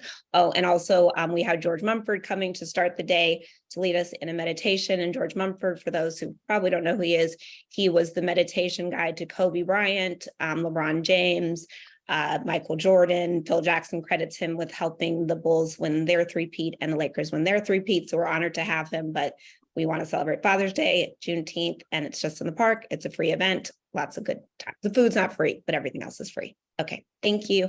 And that's What time? Sunday from 10 to 6. The walking tour is at noon. George Mumford is at 11. We'll be in the park all day. Thank you. And again, 4th annual. Okay, thank you for the time, Chair Singletary. No, thank you for the announcements. Mr. Gordon? Thank you, Chair Lenny. I just wanted to add concerning the BQE cantilever. I did see in the Daily News this past week, and I heard on WNBC TV News that there will be a delay by the Department of Transportation concerning their announcement as to what the next step will be concerning the cantilever. So Yeah. I just wanted to point that out as part of the. I thank you for reminding us. I think we were aware of that, but thank you for that reminder. Yeah, it did come up and I said, well, let's put it on the board, so to speak. Okay. So listen, thank you everyone for a robust, healthy, and engaged meeting. Again, thanks to you, the executive committee, if need be, will meet in either July or August to conduct any necessary business that needs to take place. I'm looking forward to conducting conversations with some of you because of future plans that we have for the community board. And again, I can't say it enough. Thank you to each of you for the role you play in making community board 2 the community board that it is. And we will continue to do the work of the people. Those of you who have day jobs where you engage in the community, I wish you all the success. Hope that the summer brings a lot of profit to you and a lot of your goals are met. And those of us who sit in corporate offices, hopefully we can get out and enjoy the summer and enjoy you. Those who work from home, get home safe. Don't trip on your way home. And have a great summer, everyone. Thank you. Good night. Motion to observe. Wait, what about those of us who are in school, Lenny? Yeah, those PhD students. Listen, you out Okay. partying now. We're never gonna give you any love. I heard the music in the background. I'm gonna let you slide on that one. Good night, everyone. Have a good day. Chair Singletary.